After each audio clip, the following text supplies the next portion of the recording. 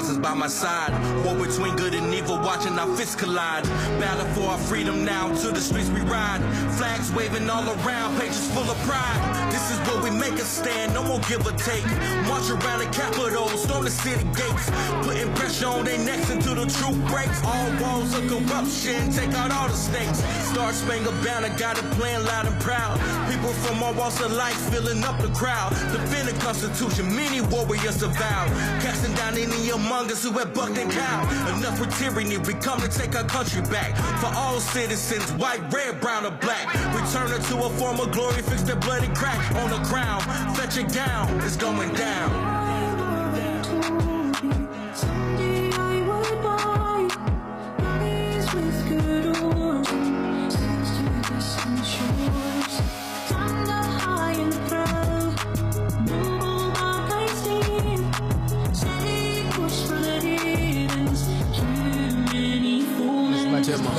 My mama told me, yeah, she warned me that this day would come. I'm like my father, go to combat with the blazing guns. I survived that, then I came back. Hey guys, we're just gonna let the Patriot play out because that's what this episode's about. You can't break me down, I'm indivisible. You still see my raps if I was invisible. But I'm standing tall, and I spit the truth. So you all appalled, cause you know it's true. They call it freedom cause the fallen troops pay for this. I love this country, doesn't matter how much hate I get. I take my colors in the battle, ain't no wavering. Cause this is for my warriors who marching to the cadences. This is for the sisters working hard on the ship. This is for the brothers getting y'all Dr. Red Father, yeah, taking y'all on a ship.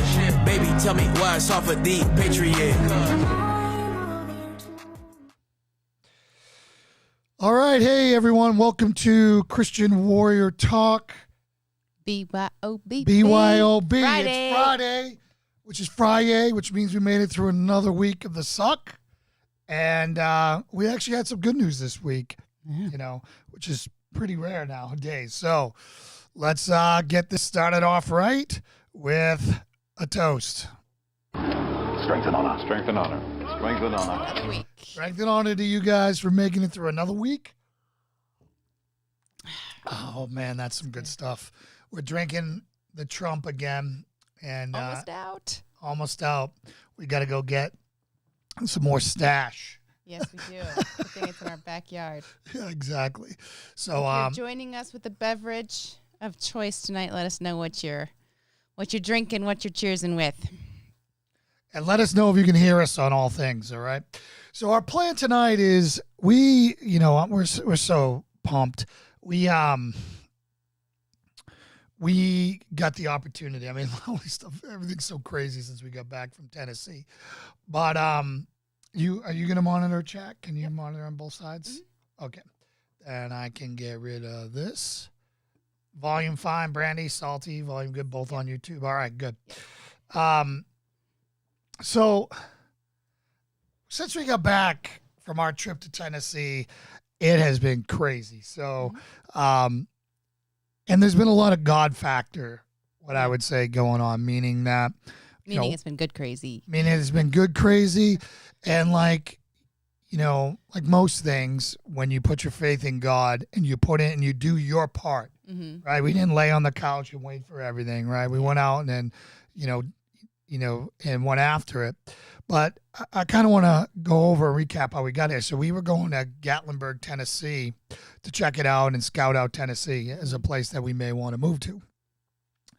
And while I was on the road on 81. Back it up. We intended to leave at like 10, and we weren't on the road until closer to 12. So we were way off our schedule. Makers 46 by Crick Scott. Good stuff. So, yeah, we're 2 hours behind schedule. Yep. And we're cruising down 81, which is this beautiful stretch of highway. I think it's got to be one of the most beautiful highways in America, just because it goes straight down the mountains the whole way.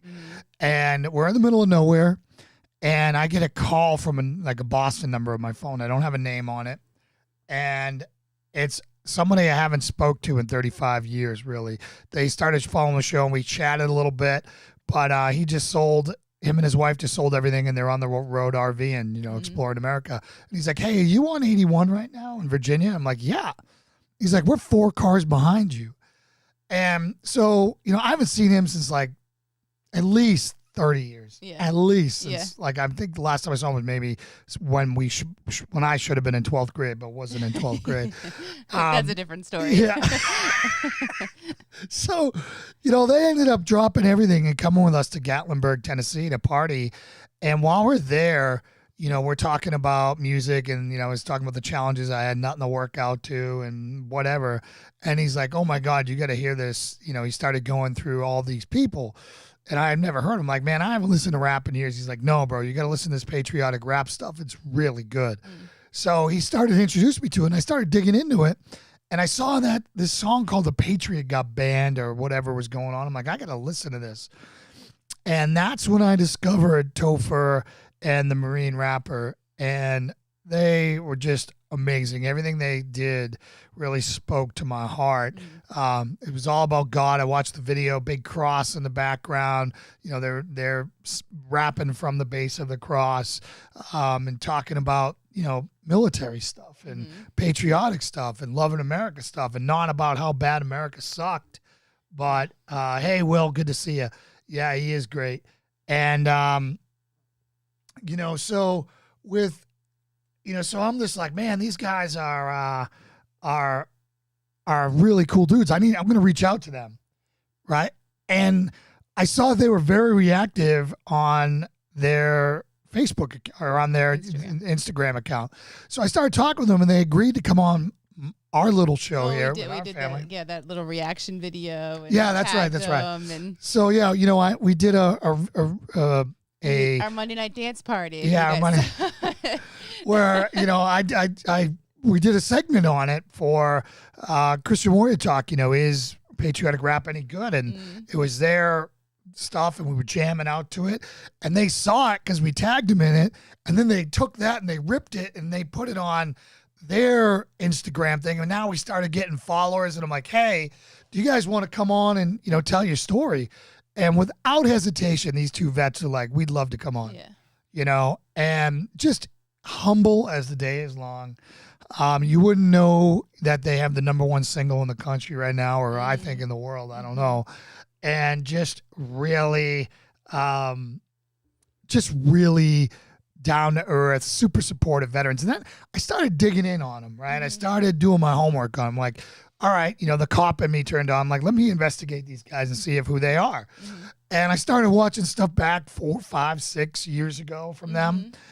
And they were still the same guys. And what I really loved about them, and you'll see this in the interview, is they aren't your typical, what I would call, insecure celebrity, musician, rappers, or whatever, where they put everyone else down to make themselves seem taller, right? They weren't ripping everyone and talking smack about everyone. Yeah. They were pulling up other unknown veterans with them. Yeah. Right. So they got another guy called D Cure, who, totally different style. They form like a band. I think it's called Space Force. And they have a new song and a video out on YouTube called Galaxy. It's really good. And they all got different styles. And it really harkened me back to, when I thought rap was at its prime. And you had all these super groups, like Tribe Called Quest and, and a few others where, just everyone had a different style. Yeah. Well, and I think that's part of the beauty of being a Christian artist, if they are truly doing it kind of for God, to further his word. Of course, that naturally then makes them want to help others be able to do the same thing, because that's what we're called to do, versus people who are doing it for selfish reasons, and they're more likely to put other people down so that they stay at the top. Right. And, and there was none of that with these guys, man. They were Jesus believers through and through. The light shined in them. I felt it the whole time I was talking to them. And they were willing to wade into any issues. And I gave them the chance to opt out of anything they didn't want to do. And they're like, no, let's do it. Cool. And, I think they had a good time. We were supposed to go an hour. Yeah. And they're like, hey, we're pretty busy because, of course, they don't really know me. Yeah. And then next thing you know, we're bonding, we're talking, and things are going. And they were just like totally cool. So I want to roll that footage. All right. And so can you give a quick so for people, because I know we're going to be on here for a little while, so give people a heads up of the various topics that we touch on. Yeah. So first, we're gonna break away from this, and we're gonna be here, and I'm gonna stop the video and come back live to kind of talk about And do some cheers. But the first part of this is just getting them set up with, everyone kind of knows the story of the Patriot already now that they got canceled and all that. And I didn't want to just do that. I wanted to hear more about them. My whole interview was, I wanted to get down to their relationship to Jesus, where they came from, and how they want to be a part of the solution, right? Because that's what we're about, being part of the solution. Yeah. The time for bitching and moaning's over. It's now time to roll up our sleeves, go to work, and claw out of this. And I'm going to say this to you guys out there right now, and I know I got a lot of military vets and a lot of cops and a lot of hard guys who watch this. These guys are literally the tip of the spear in the next war, and that's the culture war. That's a great point. Unless we want to absolutely destroy our country, kinetic is not the way to go. It's guys like these guys who are wading into this, fighting the entire industry, meaning everyone pulled their record, and all the streaming pulled everything. Yeah. And they still fought back to top the charts. Yeah. And, and they are making, we lost this in the schools over the scope of 50, 60 years. Yeah. But culture can be changed by music and by movements overnight. And these guys, I think, are really the tip of the spear in that. And, or the SEAL teams in those ranks being able to go, because they're kryptonite right now to the left. Yeah. So again, I'm going to kick it to that now. Let me know that you guys can hear this, right? We're going to be watching chat. Lauren's going to have it there, but I want to make sure the sound's good. We're trying some new stuff. So again, I'm going to, put that screen over there. You guys can still hear me. And now I'm going to play it, and hopefully you guys can hear this. Enjoy.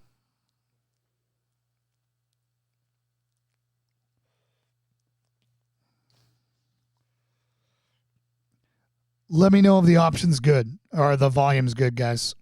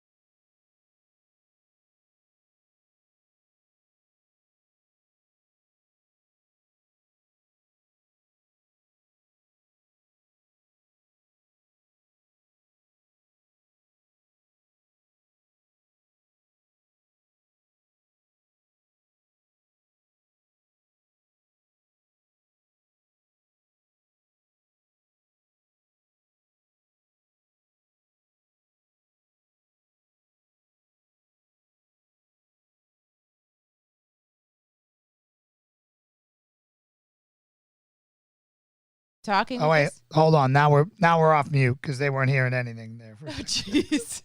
It's right. Hold on. Let's just pause everything right now and do a strength and honor to get. All right.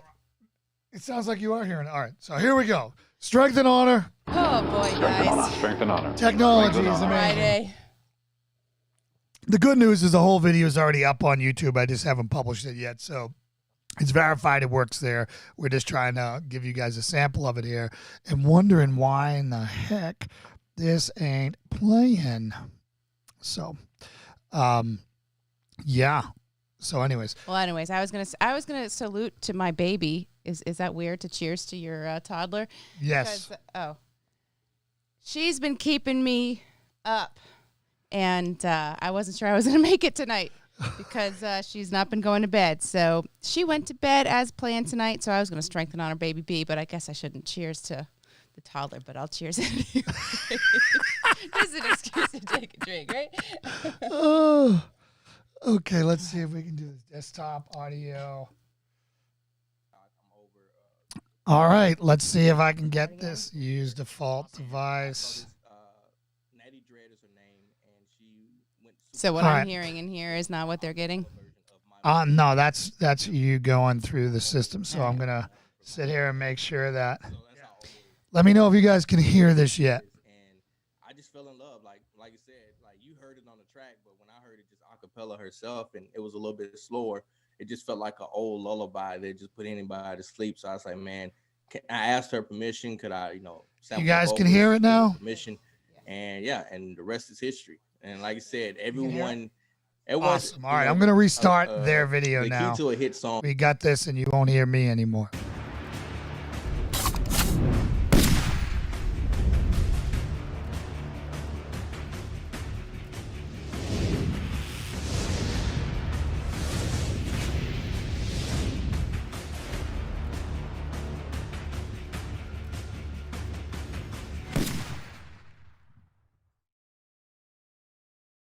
I'm super excited about these next two guests.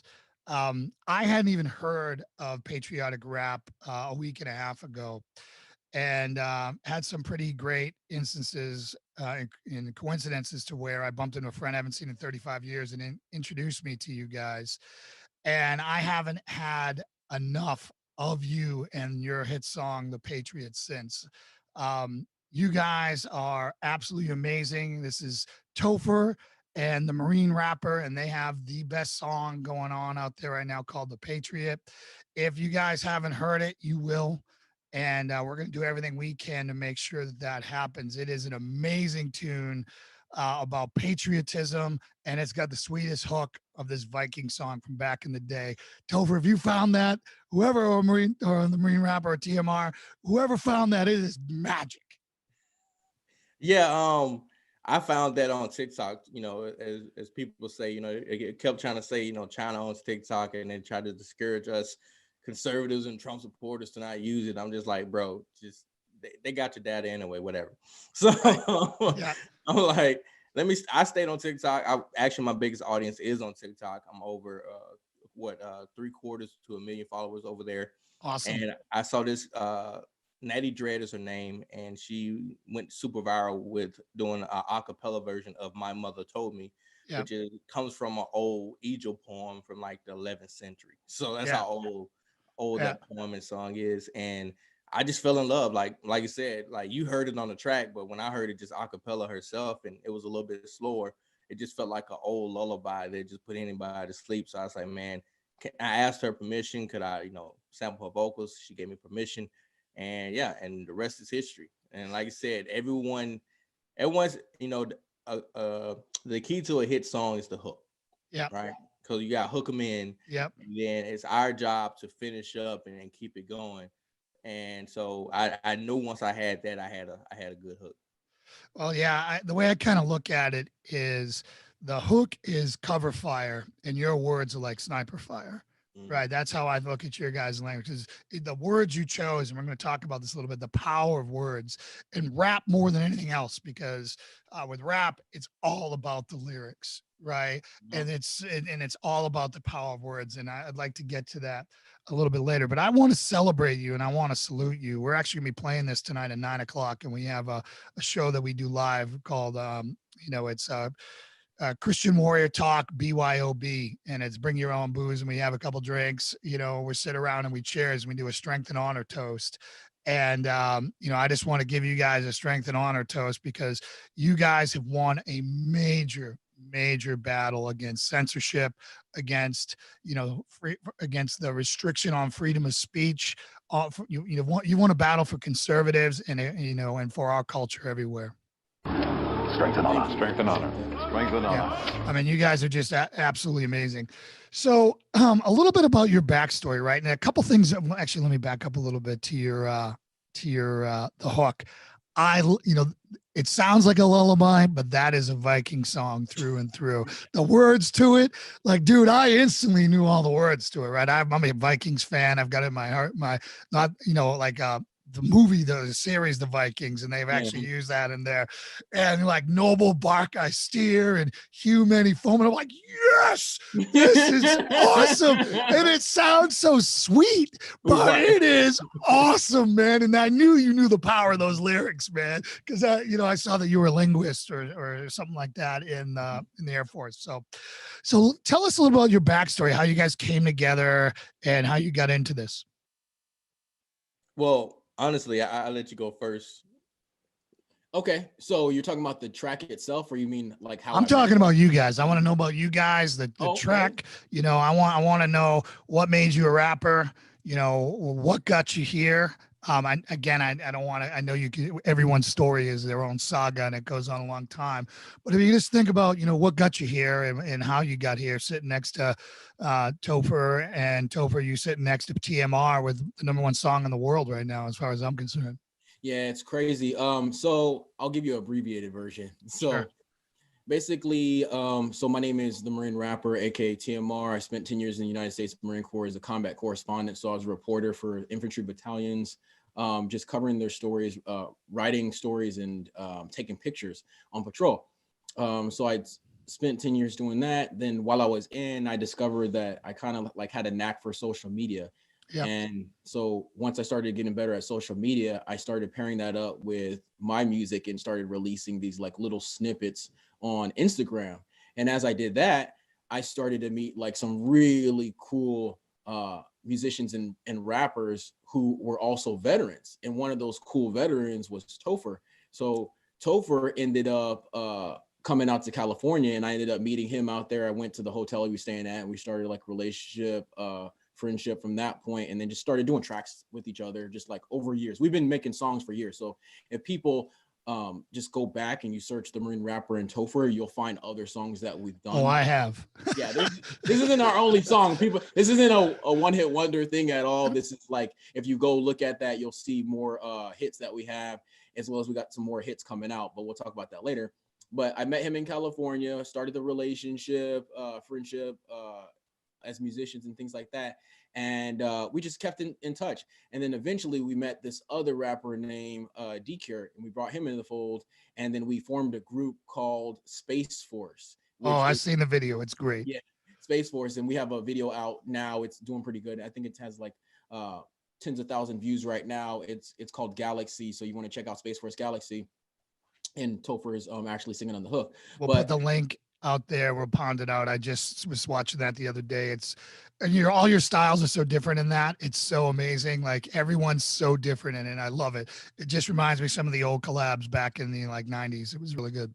And that's the thing that we want to do. We want to pay homage. Like when we do tracks and we do songs, we pay homage. So we paid homage in the Patriot to Scottish culture, but we also wanted to pay homage to America and the patriotism in America.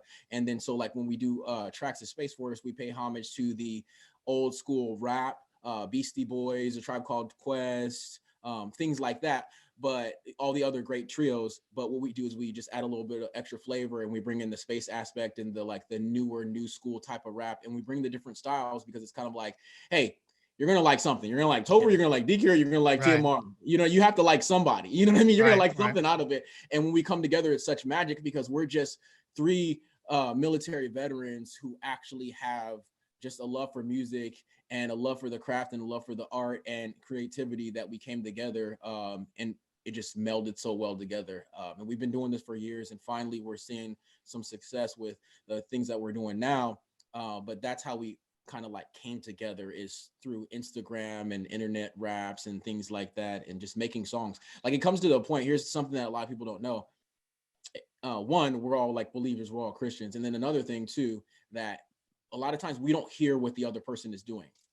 Like he'll do a verse, or he'll do, you know, a song or whatever, and then he'll be like, all right, I need you to put your verse on it. And we won't hear it until like our time to record, or later. Or there's been times where we've shot in videos and we didn't even know what the other person was going to do. we do like a weekly series called Saturdays or Sundays. And what we do is like, we'll record a rap that we're doing together, and we won't know what the other person is saying at all. That's very cool and unique to rap, right? Because everyone can take it in whatever direction they want. Like you've got this beat in the background going on, you've got a hook, and then you got the freedom to do and say whatever you want, as long as it's good. Right. And you guys just do some, I mean, it's just great, because everyone's talking about their own personal story and how they relate to their own things. It's just magic. It really is magic. And, you know, full disclosure, I walked away from rap from a really long time ago. You know, I grew up in the 80s, you know, I'm 48 years old to give you guys something. So I grew up with gangster rap, loved it. And then, you know, I was an atheist at the time. I was an atheist for 37 years, diehard athest. Wow. And, you know, and music, you know, this is actually a good chance to talk about this. Music played a very big role in my atheism, and it also played a big role in me coming to God. And that's the power of music and something I want to talk about with you guys, right? So when I was angry, I listened to the most hateful music I could find, heavy metal, gangster rap, all this stuff, because it was all about my rage.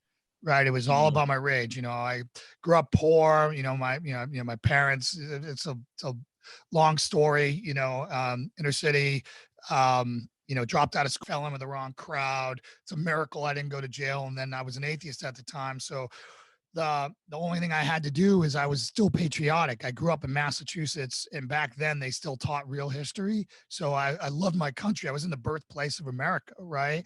So I just, you know, I'm like, I'm going to try to find something to be kind of cool to redeem myself. So I'm going to go serve my country. And I actually tried to be a Marine, but they wouldn't take me because I only had a GED at the time. So, you know, because they had this great commercial back in the day with these chessboard and this Gothic music and slaying the dragon. The Marines get branding like, whoa, right? And they're like, no, you got a GED, can't help you. So then I'm like, man, what am I going to do? You know, no one even knew what SEALs were at the time yet. So I'm like, okay, I'm going to, I'll try the Army. Rambo was cool, right? You know, I remember that scene where he opened his eye, came out of the mud, and it was really cool. So I tried doing that, and they're like, "We can't take you with the GED." The Air Force, they weren't even working. They don't have to recruit, right? You're gonna beg to get an Air Force job, right? Literally, sign on Friday. We don't work Fridays, you know. Exactly. We would go. So I went to the Navy, and they wouldn't take me, but they're like, "Hey, we have sometimes special programs." So to make a long story short, they called me a few months later and said, "Hey, we want to see how dumb you are. Come on down here, take the test." So we went down there, smoked the ASVAB. Now everyone's calling me, right? And I'm like, well, Navy gave me a shot. So, man, I'm like, I like girls. I don't want to be on a boat with a bunch of dudes. What am I going to do, right? Right? Because this was back in the day before they started mixing everyone, other guys and the gals. And I'm like, man, wait a minute. My friend was a CB. He could do construction. He carried guns, and now he's driving a crane, making 150 an hour, like ridiculous money back in the day, right? So they told me they were full, and they wanted me to be. They're like, hey, we want you to be a nuke, and I'm like, bro, I got a GED. You want to be a nuke? A nuke is at the bottom of the ocean with a bunch of dudes that don't smell good. I ain't doing it. So long story short, they offered me a bunch of stuff. And then finally, I was a big guy at the time. You know, I was lifting a lot of weights and all that stuff. And they slid this thing like, hey, do you want to be a SEAL? And I'm like, you mean like SeaWorld, like train sea lions? I love SeaWorld, right? Because this is before all the movies, man. And then it read like a James Bond novel and pow. So that's my little homage saying I tried to be both of you guys before the SEALs worked out for me. And I went off and changed my life and became a Christian. But the whole reason for saying that is, you know, I listened to all this death metal and all this gangster rap when I was angry. And then when I was tracking towards God, I started listening to patriotic country music. And I started listening to Toby Keith, the American Soldier and the Angry American. And that started getting its hooks in me, right? So now I wasn't into the twangy stuff at first or any of the other, like My Dog Died or any of this stuff, but there was this patriotic country music. And like, they're talking to me, man. They're talking about me. And then I started hearing hints of God. And I'm like, you know what? I think I'm going to start checking this out. And then every song I'm listening to, every artist is talking about God. And it really worked its way into my heart and was vital to me coming to Christ. Right. It kind of, you know, growing up in the Northeast in secular America, there is no God. You're crazy if you don't believe in evolution. Right. And so that was really big. And that's what I see your guys' music playing a huge role. Right. It's shattering all the preconceptions out there. Right. You know, of being patriotic, pro-America. I'm so tired of every song out there whining about how bad America is, right? And you guys are taking it in a totally direction. And you guys, if you guys could talk about, I look at you guys as the tip of the spear, the special forces in the culture war, and the culture war is so important. Can you guys talk about, you know, how that feels for you guys and you know, and the struggles you guys have had? It's going as expected, right? I always tell people I wasn't even that politically active until about a year ago. So because I already knew the type of resistance, the words, the hatred, the vitriol you receive if you don't align with the popular narrative. So I was slow to come on board, but eventually, you know, I say God just, you know, we was having this conversation, and I was thinking about, like, when I'm on my deathbed, and I look back over my life, I don't want to have to regret things that I could have said or could have done to help shape the culture, shape the world for the better. I want to know that I did something, right? At least try to get Amen. involved. Amen, brother. And I was like, I served in the military, 6 years active duty Air Force. I was a cryptologic language analyst, and I was like, I did all that to protect everyone's right to freedom of expression and speech. Why don't I give the same dedication to my own right to do that as well? And so I was like, I got to do this. I said, if AOC has millions of people following her, and I know that she isn't the expert, I should put it like that, that we should expect from our political leaders and politicians. I was like, well, I'm pretty sure I can't be worse than her. So let me get in here, talking about having a ring and start talking, because then it went from it being about me and how I feel versus who I can impact and who life I can change and put them on a better trajectory or path in life. And I thought about all the times when I was a kid and we only heard from liberal blacks or just people that was more left leaning about how oppressed we are, how, just all the things we hear all the time. We never had nobody come in and offer a counter perspective or at least something to put everything in context. Yes, we talk about, blacks and whites use weed at the same rate, but black people are arrested more. But they don't talk about how black people are more likely to smoke weed in public than white people. So that leads to more exposure to cops and you being arrested. So a lot of that stuff was not put into context. It was just used to fearmonger us and kind of put like a ceiling over us. And I just didn't like that. So the older I got, the more research I did, the more I was like, okay, someone's got to talk about this because no one's talking about this. So I decided to take up that mantle and just haven't stopped. And because of that, my life has really took off, and it's all thanks to God, period. I can sit here and say, Topher, you did a good job. You know what I'm saying? Nah, this is all thanks to God. All I did was speak up. I have a speech impediment. I've had a history of not liking my voice when I was a kid. It's all kind of stuff that I deal with. Even when I'm writing songs, it's tough for me to write. I know Patriot came out good, and I have some stuff that come out really great.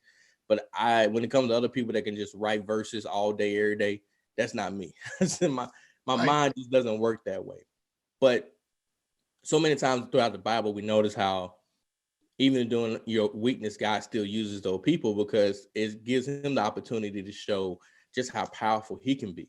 Yeah, look at Moses. Moses had a speech impediment. One of the biggest badasses in the Bible right there, man. Exactly. But he made him go talk to kings. I said, okay, if God's sending this guy who can't talk speak to a king, to an emperor or whatever, that means I can go talk to the president if I allow God to work through me. Exactly. And that's kind of what I just took that and ran with it. And like I said, I haven't looked back. And I just focused, instead of focusing on those like the, stereotypical things like, trying to impress people and this and that, I learned to just try to be the best person I can be, whether that's being a father, whether it's being a brother, an uncle, so a fellow vet. Just try to be the best person I can be. Try to point people to Christ, and that's it. And the rest, like I said, has been just easy going. But as far as the culture, more specifically, we've seen, besides the council culture, right?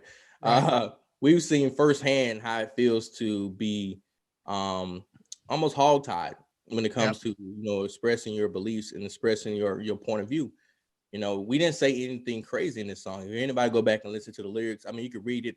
Some people take it to march around the Capitol, storm the city gates, as if that is the most violent thing they ever heard in their life. I'm like, first of all, if you read the rest of that stanza, it says putting pressure on the necks until the truth breaks all walls of corruption, take out all the snakes. It's a whole metaphorical phrase, all of that.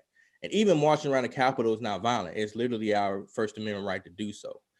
So it's so crazy that, small stuff like that can trigger people and trigger, guideline violations.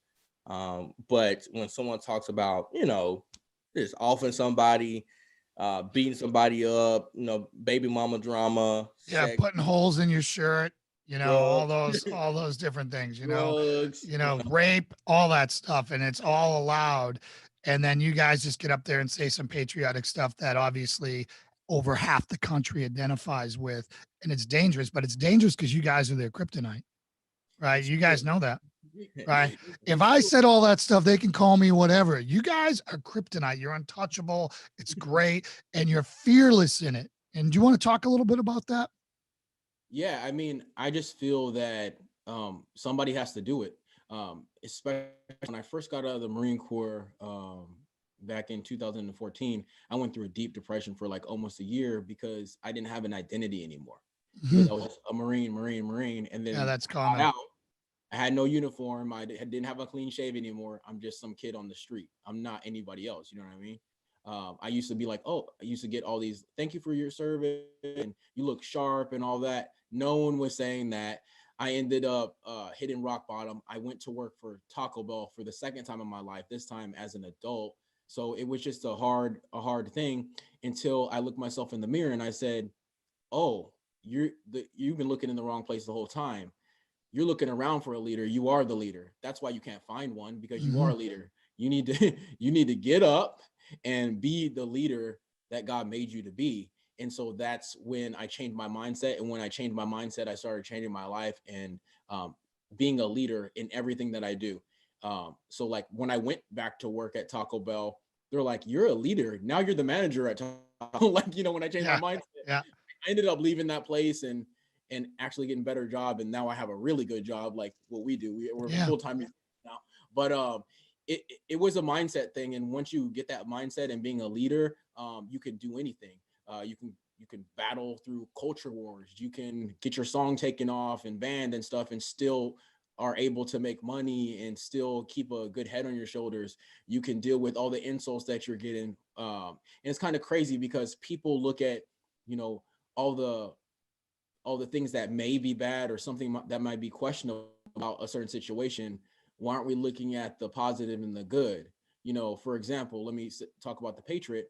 A lot of people don't know, in the Patriot, on my verse, I am literally displaying Black Lives Matter, not saying it, displaying it. Right. Like saying this is for the sisters working hard on the shift. Yep.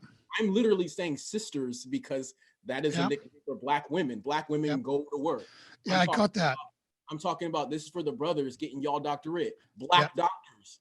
Yep. What other Billboard song, what other number one song that's literally not only saying Black Lives Matter, but actually displaying it? Not the organization. I'm talking about the feeling of it. I'm talking about the emotion of it. I'm talking about actually living it. You're talking about elevating a culture. Black voices. Exactly. Yep. Elevating the culture, elevating Black lives, literally, me and him. I don't know if anybody forgot, we're Black.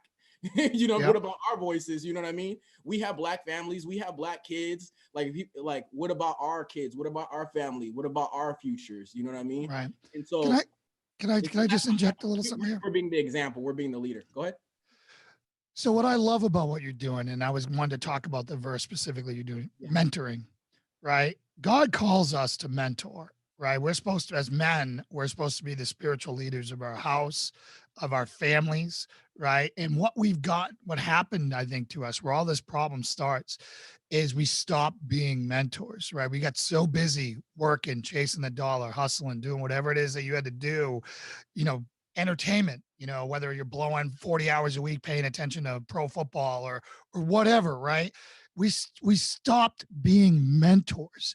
And what you're talking about when you, and I completely agree with you, when you were in, hit rock bottom, you're like, wait a minute, there are no leaders to follow. I need to be that leader. There is no better way to empower somebody who's struggling than to put them in charge of something. And once they realize they're in charge of something, particularly their life, like you went from the Marine Corps having a mission, right? They told you what that mission was. You knew what your parameters. You get out now, you're focusless, right? And you're like, what's my mission? Is just to survive? No, man, you're a warrior. You got that warrior heart in your chest beating, and you need to find something to latch on to say, listen, I need to mentor, because no one mentored me, and I need to get out there and start mentoring others so they can see what I'm doing. And I may take this to here, but the next generation is going to take it to here and here and here. And that's what I love about you guys, is the fact that in all your videos and everything else you're doing, you're not like the typical, insecure artists we sometimes see where they're putting everyone else around to come up, right? They carpet bomb everyone so they're the last one standing. And what I see with you guys, I see you guys pulling people up with you. You want to talk a little bit about that? Yeah, so Actually, Timmer over here started, was military musicians, because he's always been veteran first. And like you say, even reached back when we met in California 3 years ago. He was already trying to bring veterans together. So he's always been, group first, everyone rides together if you're willing. And that's the part people forget, is they think, oh, I just, as long as I'm associated, I'm just going to go up. I'm saying, no, we need everybody working together. And if you don't work, then, eventually, as the Bible says, you don't work, you don't eat, for the most part. Yeah. So what we've done is just continue to, we created the Sounds Like Freedom Volume 1, right? We created that where we crowdfunded money or kickstarted. So we kickstarted the money for the album, got everything paid for as far as the production and promotion, all that. And record release party. So we did a really grand thing for veterans across the board. We didn't care. We had pop singers, rock, country, jazz, gospel, rappers. We had everybody involved in this. And we kept, we even provided promotion material, and only some people shared it. Right. Yeah, that's the problem. And only some people shared it. Thing about us is we never switched up. We've done the exact same thing we did then, because we were sharing it, even though we had like maybe 1 or 2 songs on there, but it was just about the overall feel. Everyone coming. But we kept sharing our content, and we kept collaborating with one another, especially with the Patriot, just specifically. As soon as we dropped the song, what we did was just super simple and thoughtless, right? If he made a post, all I would do was just literally repost what he posted. But since I have a different audience, it's a whole new post. If I posted something, he'll just repost it. And our producer, Killer Vic, he did the same exact thing. We all literally did that. And because of that, it felt like it stayed, repeatedly in folks' face. And they was able to see what we were doing. They was able to see the accomplishment. They were able to see the way we work together. Because that's a big thing too.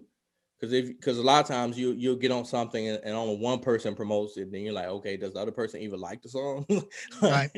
So, but no, they see that we love the song, and they saw what it was, so it makes it easier for everybody else to get on, because they see how much we believe in it. And so we've always done that, and reached out to others, and we've always been open and honest. It's hard work, because at the end of the day, yes, it's fun, but it's a business too. Yep. And so you have to treat it as a business. And if you do not sow into it, then it won't grow. So you got to be putting work in. You got to promote. And the way technology is today, it's almost inexcusable that you can't promote what's going on, and if you don't have an audience that likes what you're promoting, that ain't the right audience. Then you need to build you a new audience and go from there, or you need to put out better content. So you just got to always do a temperature check and figure out what's going on. But one thing, like I said, we've always reached out, doors open. We even teamed up with Austin Alexander for this, who's also a fellow Navy vet. He's a huge YouTuber. He reached out to us and said, hey, guys, I want to work with you all if you haven't got anybody to film the video. So this is just another example of veterans just being like, hey, you're doing something great. I see that. Do you want to team up and do something even greater? And that's what we're trying to do.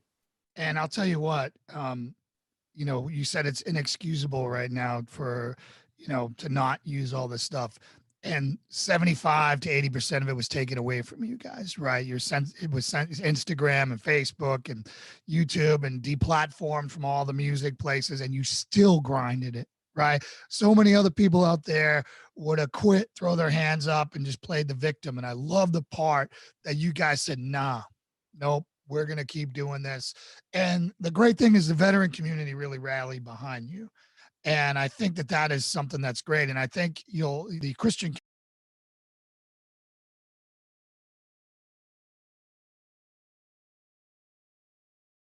time we got all right, we're back. We got a request for cheers.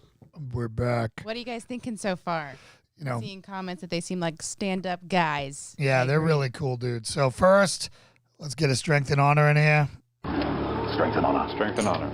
Strength and honor. I'm on my second glass. That's Lauren's still first. And his was full as usual. Who was that strength and honor to? That strength and honor was to Chris Scott. He said we're thirsty.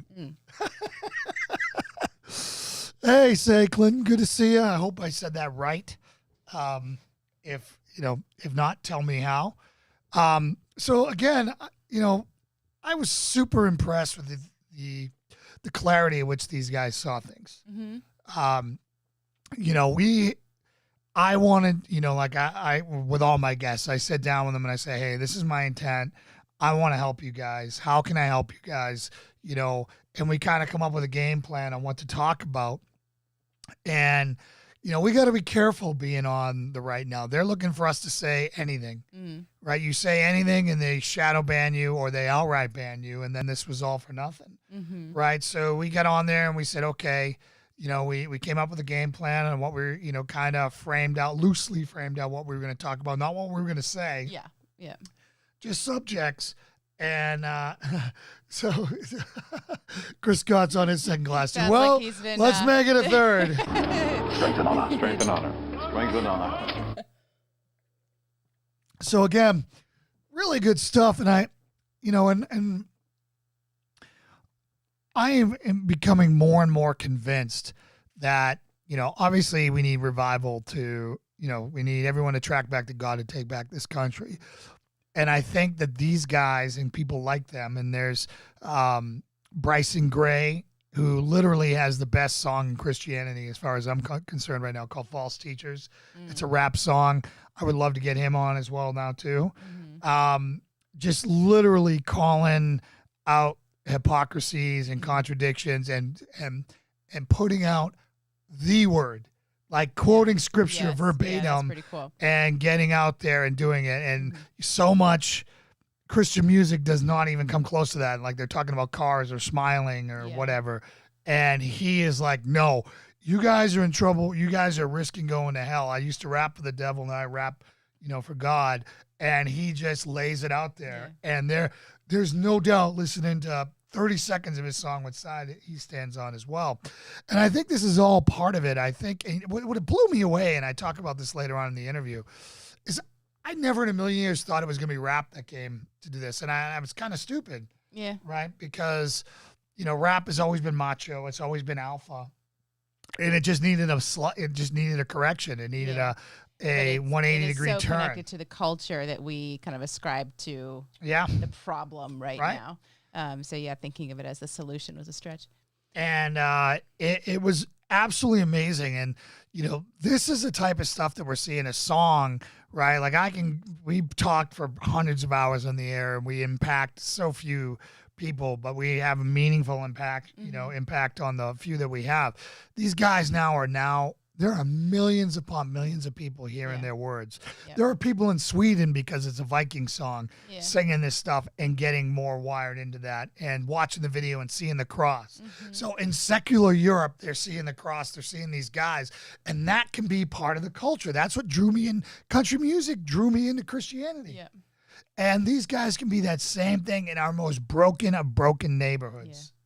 Yeah. Well, I think it's so great how true they are to God, and you know their stories and what they're sharing, kind of as far as TMR kind of is recognizing God made him a leader, and you know he kind of came to that himself as far as changing his life around. But also, you know that they are not going to kind of shortcut or undercut God's word, even saying it's a Christian song or whatever. But you have all these Christian artists now who are trying to appease the masses, and they are, you know, stepping around all the landmines and not being willing to say, you know, their convictions about gay marriage or you name it.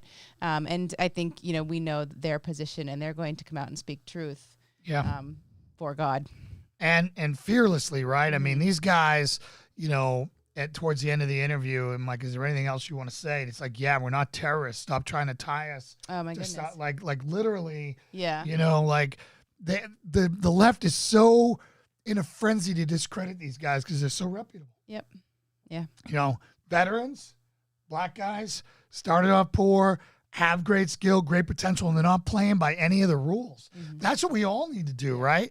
Like the veteran community, you know, there are guys who have climbed and fought to the top of the hill, and they are willing to pull other guys up. I love that about these guys, but we all need to start doing that. Yeah. Right? Instead of worried about getting knocked off the hill or having another body to climb over, we need to just start saying, no, we need to go up there en masse and start sharing and doing things, because that's the way you make it. right? That's the way you make lasting change, because anyone can come up and fall, but having everyone rise and fall is a lot. You know, after everyone's risen, having everyone fall is way harder to pull off for them. So, you know, I was filled with such hope today, you know, and I know, guys, I'm right there with you. I did a video on this earlier this week, just on Instagram or whatever, where, you know, you watch the news right now, you're going to be angry, you're going to be depressed, you're going to see 30-something executive orders, you're going to see all this stuff, you're going to see them coming for you, you're going to see the Department of Homeland Security labeling basically Christian, you know, conservatives as a terrorist group. You're going to see all that stuff, and it's easy to get lost in that. And then you see guys like this who aren't whining and complaining. They literally were charting towards the top, and they pulled the plug on them. The entire industry pulled the plug on them. And, you know, and they just rolled up their sleeves and went back to work. Yeah. You know, and the veteran community and it's getting and more influencers out there.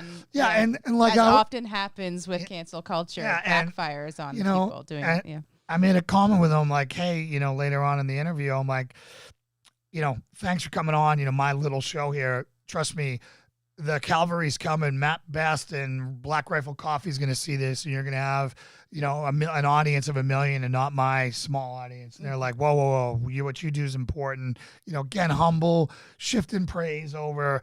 But, you know, and they're like, yeah, we're already talking to those guys and we're already working on that. And, you know, and the Marine Rapper's got a history with them. I guess he did a track for their movie. Oh, very cool. You know, I can't remember what it was. It was like a zombie, whatever movie at Range 15 or something like that. And, it's everyone's thirsty for truth, man. We need to be. And I am so stoked you got those guys on the show, cross-market each other. Well, I mean, we're trying, you know, they've done their part. They shared our stuff out, and now we got to deliver, you know. You know, I'm surprised that the numbers that I'm seeing live streaming right now, I thought we would be higher, but I think on the replay, because I literally went out there and I'm like, you know, trying to do my homework on these guys. I'm like, let me see if there's any interviews. And there was one. One, and the guys spent all the time talking about themselves instead of them. You know, and I said to them, I'm like, hey, listen, I'm going to add some context about myself and some, you know, and how this applies, but I want you guys to try to do most of the talking on this. And so now we're going to be the second one on YouTube, but we'll see if we get shadow banned. But anyways, to our audience and to all of our supporters, let's do a double strength and honor. And then back to Strength and honor. Strength and honor. Strength and honor. Aaron? Strength and honor. Doing it again. All right. Strength and honor. You still thirsty, Scott? Chris Scott? All right. Let's get back to it. We'll make sure we cut in again, but we'll get back to the interview. All right, let me make sure I can do all this magic here. Boom.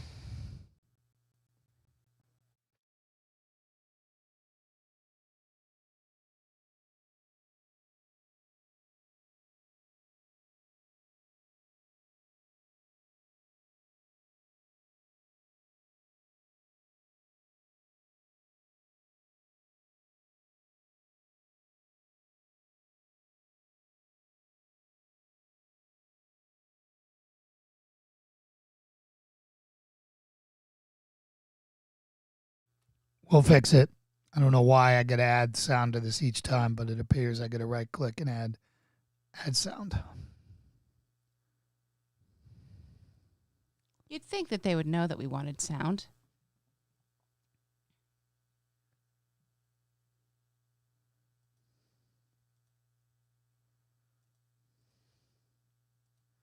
All right, let's try it again. Back it up like 10 seconds.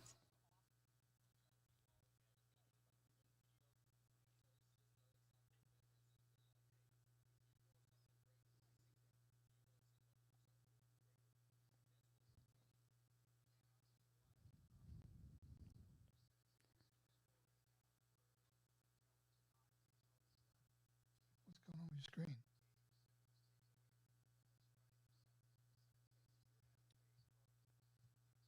Still no sound.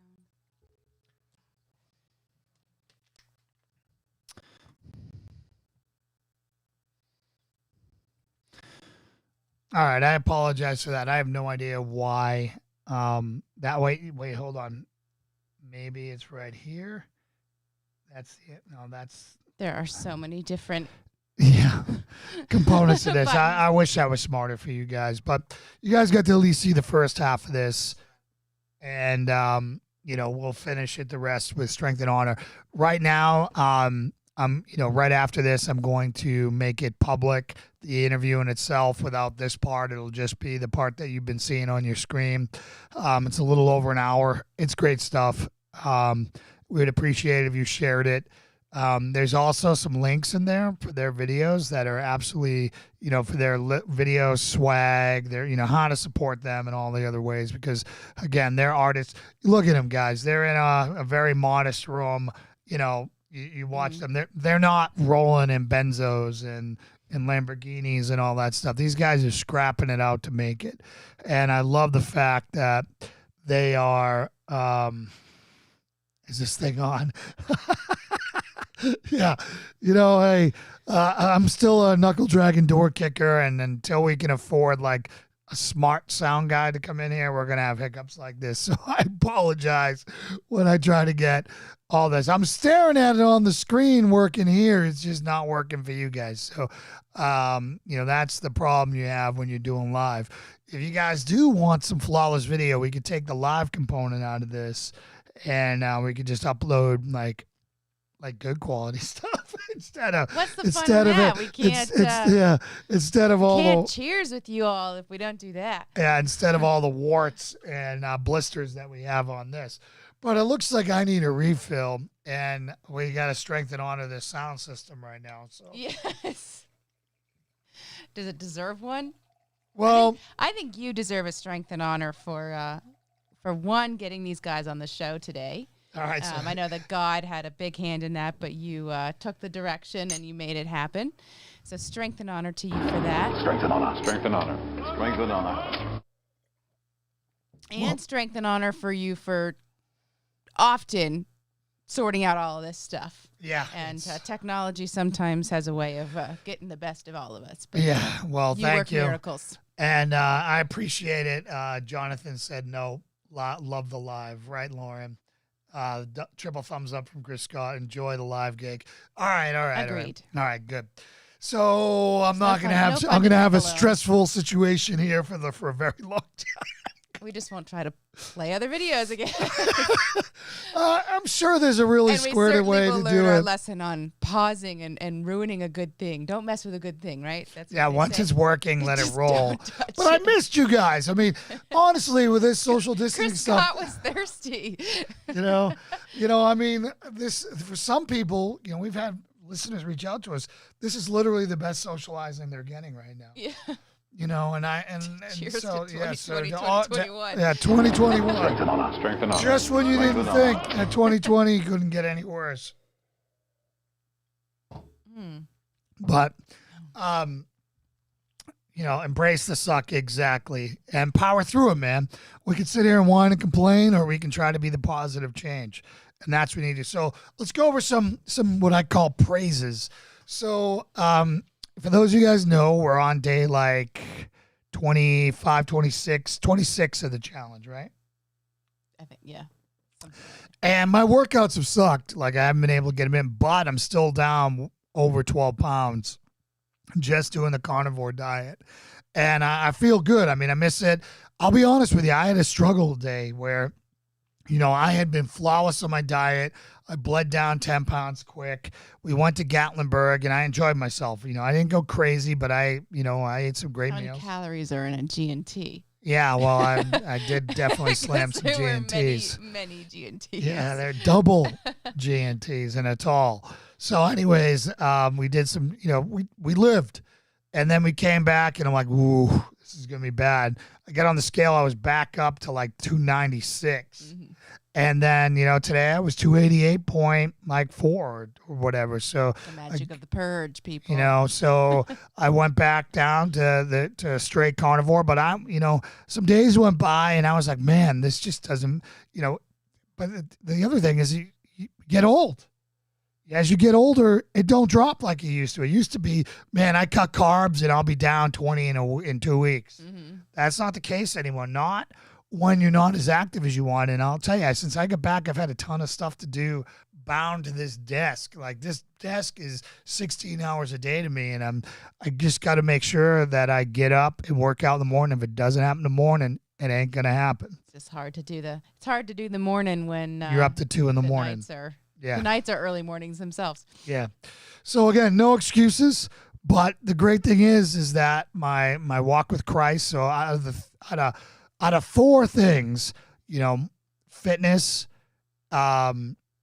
tactics, family, and faith. I've got 3. Well, really 2 going well right now. Right. 2 most important ones. Yeah. So the family and the faith are going well. Mm-hmm. The diet of the fitness is going well. Tactics, those go with my workouts and all that stuff. And I haven't been able to get shooting or any of that stuff. But the main thing is just not giving up. It's so easy to give up, throw your hands up and do it. And I wanted to. Mm-hmm. I absolutely wanted to. I'm sitting there, I'm like, I get on the scale, look at it. I'm like, gosh darn it. Yeah. Like, man, cut me some slack. But, I'm not, I got to be thankful for what I got. 12.5 real pounds is pretty darn good. Mm-hmm. So, and I just got it in. Now I'm in the 80s, and pretty soon I'll be in the 70s, and just keep going down. And, I now that I'm caught up on the videos, I hope to have more time and make sure that the gym is the first thing I do. Yeah. The other thing I want to talk about, I don't know if you guys have been watching Lauren's series on Instagram. I know a lot of you guys aren't Instagrammers, but Lauren has been bearing her soul on Instagram, and it's been, you want to talk about that at all, Lauren? I feel like you've been really reaching a lot of people. Like I've been I get both we both get the messages for the Patriot Crusader mission on Instagram, and people pouring out their soul to Lauren and thanking her for some of the stuff. You want to talk about that? Yeah, I mean, look at her face get red. She gets oh gosh, talking about myself. Yeah. No, I'm enjoying doing them. I've kind of carved out. I just call my little series Lauren's Corner in Instagram. And I mean, I can't speak to a lot of the stuff that we talk about kind of Patriot Crusader and kind of the tactical experience and all of the stuff that you bring your expertise to. But I can speak especially to the women who are trying to find a place within our community, about being a wife, being a mother, being a working wife and mother, being someone who deals with depression, who's someone who had depression spiked from a drug that I was taking for some health issues, and kind of just all of the things that go on. And I am a person who I generally, I kind of put off that shiny. One of my wounds, if I haven't gotten into kind of my testimony or anything like that, and I'm still working through it myself, but I grew up, my biggest issue that I'm working through is the feeling of needing to be perfect. And so I probably kind of put that out there, as well as, I come off as kind of like the shiny, perfect person. Well, and I certainly don't want,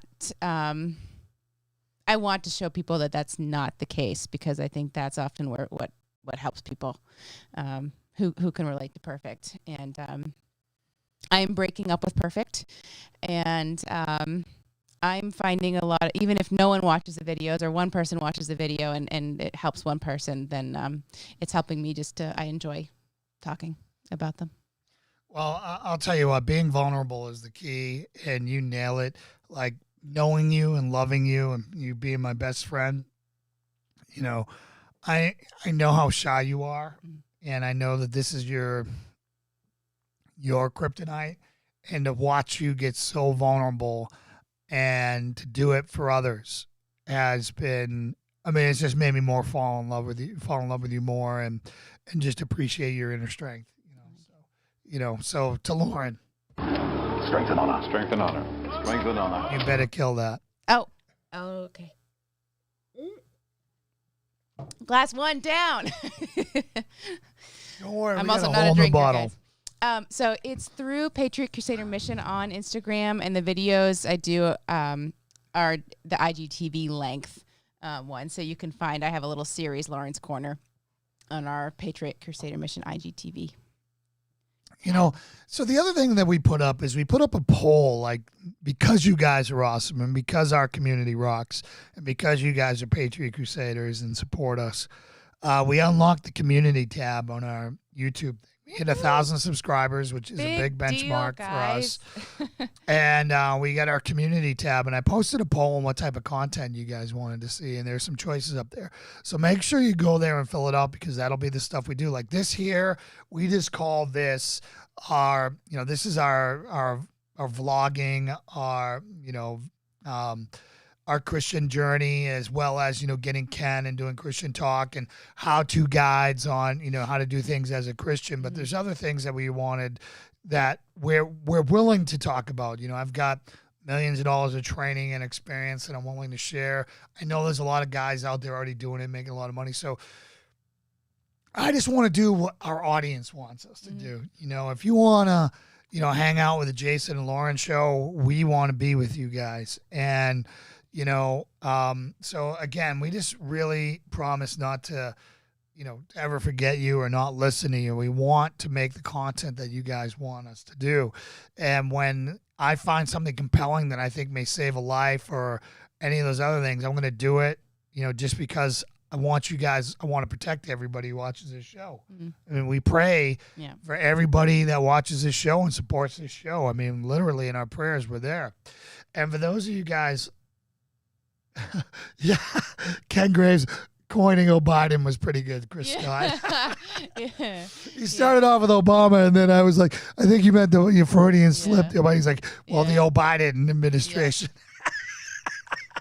Biden. And hey, Chris, good stuff. Thank you, Lauren. You will be blessed. Not that is why you're doing it, I know, but you will be blessing others too. Thanks. And then, you know, I think I saw Chris Scott at 327. Hey, brother, I was over 300 at the beginning of this. I just went over 300. So I've been there with you. I never thought I'd be there. I think, you know, you're probably taller than I am or whatever. But, you know, if you want to come on, you want accountability, and you want to come on to the Patriot Crusader mission, 90-day crucible, it's just a repeating 90 days. Right, we do 90 days over and over and over, and some guys will graduate out of it. Some guys will keep doing it over and over, and other guys will just take it and move on. Everyone's 90 days are different, and you can start at any time. It's just having a place to be accountable, you know, where you can come in and, you know, you share, you download the Under Armour app, you join the group, and we can sit there and be like, hey, you know, nobody got our enough steps in this week. We're supposed to be doing 10,000. Like, everybody, come on, let's do this. But you can see the weigh-ins every morning. There's no excuse for you not to weigh in. So weigh in that's the accountability portion, where you can see if you're full of crap or not. Right? Literally, if you're full of crap or not. So after this weekend, yep. You saw me with Ken and Pastor. I did, Chris. I did. It was hard to find you in that picture, by the way. So, you know, but you know, you want to talk at all about the episode with Ken this week? I know that you were very happy with how that interview went. God, it seems a lifetime ago on what we even talked about, but that's where you're supposed to say you don't look 327. You know, oh, sorry, Chris. You didn't look anywhere near 327. You weren't over 250, I'm telling you. Strength and honor. Oh, I'm all out. I need to open up another bottle. Here, hold on. Here. That'll do just for this one, and then we'll open the other bottle. Oh, man. Strength and honor. Strength and honor. Strength and honor. All right, you have to work the thing, because I'm terrible at the thing. Work at what thing? This thing. Well. And there's a cork still in it. Well, that's part of the problem. And then the other problem is you need to take the wrapper off first. And again, the best year ever. The last one. The last bottle of Trump Cabernet Sauvignon, year 2016. The last election that made any sense. Okay. I got it. Okay. Yeah, you do that. I can do the regular wine key. He goes out, and if he wants to get into anything, so he's like, I'm going to get into wine, and he's like, I'm going to buy all of the fanciest wine stuff I can find. So we have this. Costco's dangerous, man. You're in the wine section, and there's this box, and it's like, you know what? So we have this whole thing. It's like everything came at once. It's rechargeable. It works great. The foil cutter. We have the depressurizer or whatever.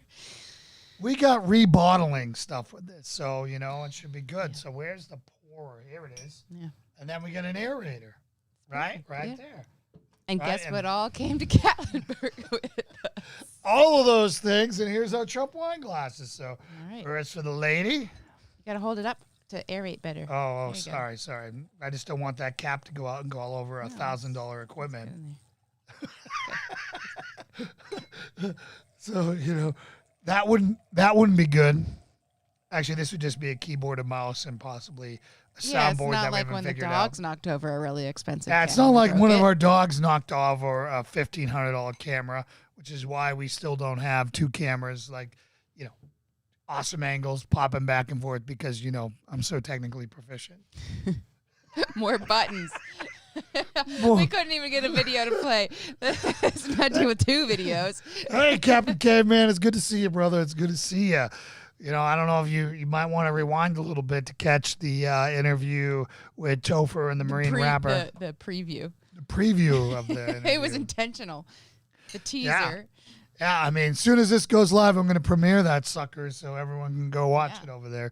But I'm looking forward to the rest of it. Yeah. I mean, anyways. Strength and honor. Strength and honor. Strength and honor. All right. So, going into this weekend, I've got some confessions to make. You know, just even before this show, you know, a lot of things weren't going right. It's a lot of work going on. Baby B has been higher maintenance than normal, so I've lost a lot of Lauren's support on, you know, when I say lost a lot of Lauren's support, I mean support at work compared to she's bearing the full burden of the sweetest, cutest, most lovable demon child upstairs that is going through a tough phase right now, you know, out of nowhere. And, you know, and it was just bad timing and I was not handling it well. And, you know, Lauren asked me something, you know, why something wasn't done yet for the show. And I took that, one, I misunderstood what she was asking because she wasn't asking that. And I ascribed so much more baggage to what she was saying and what she was implying.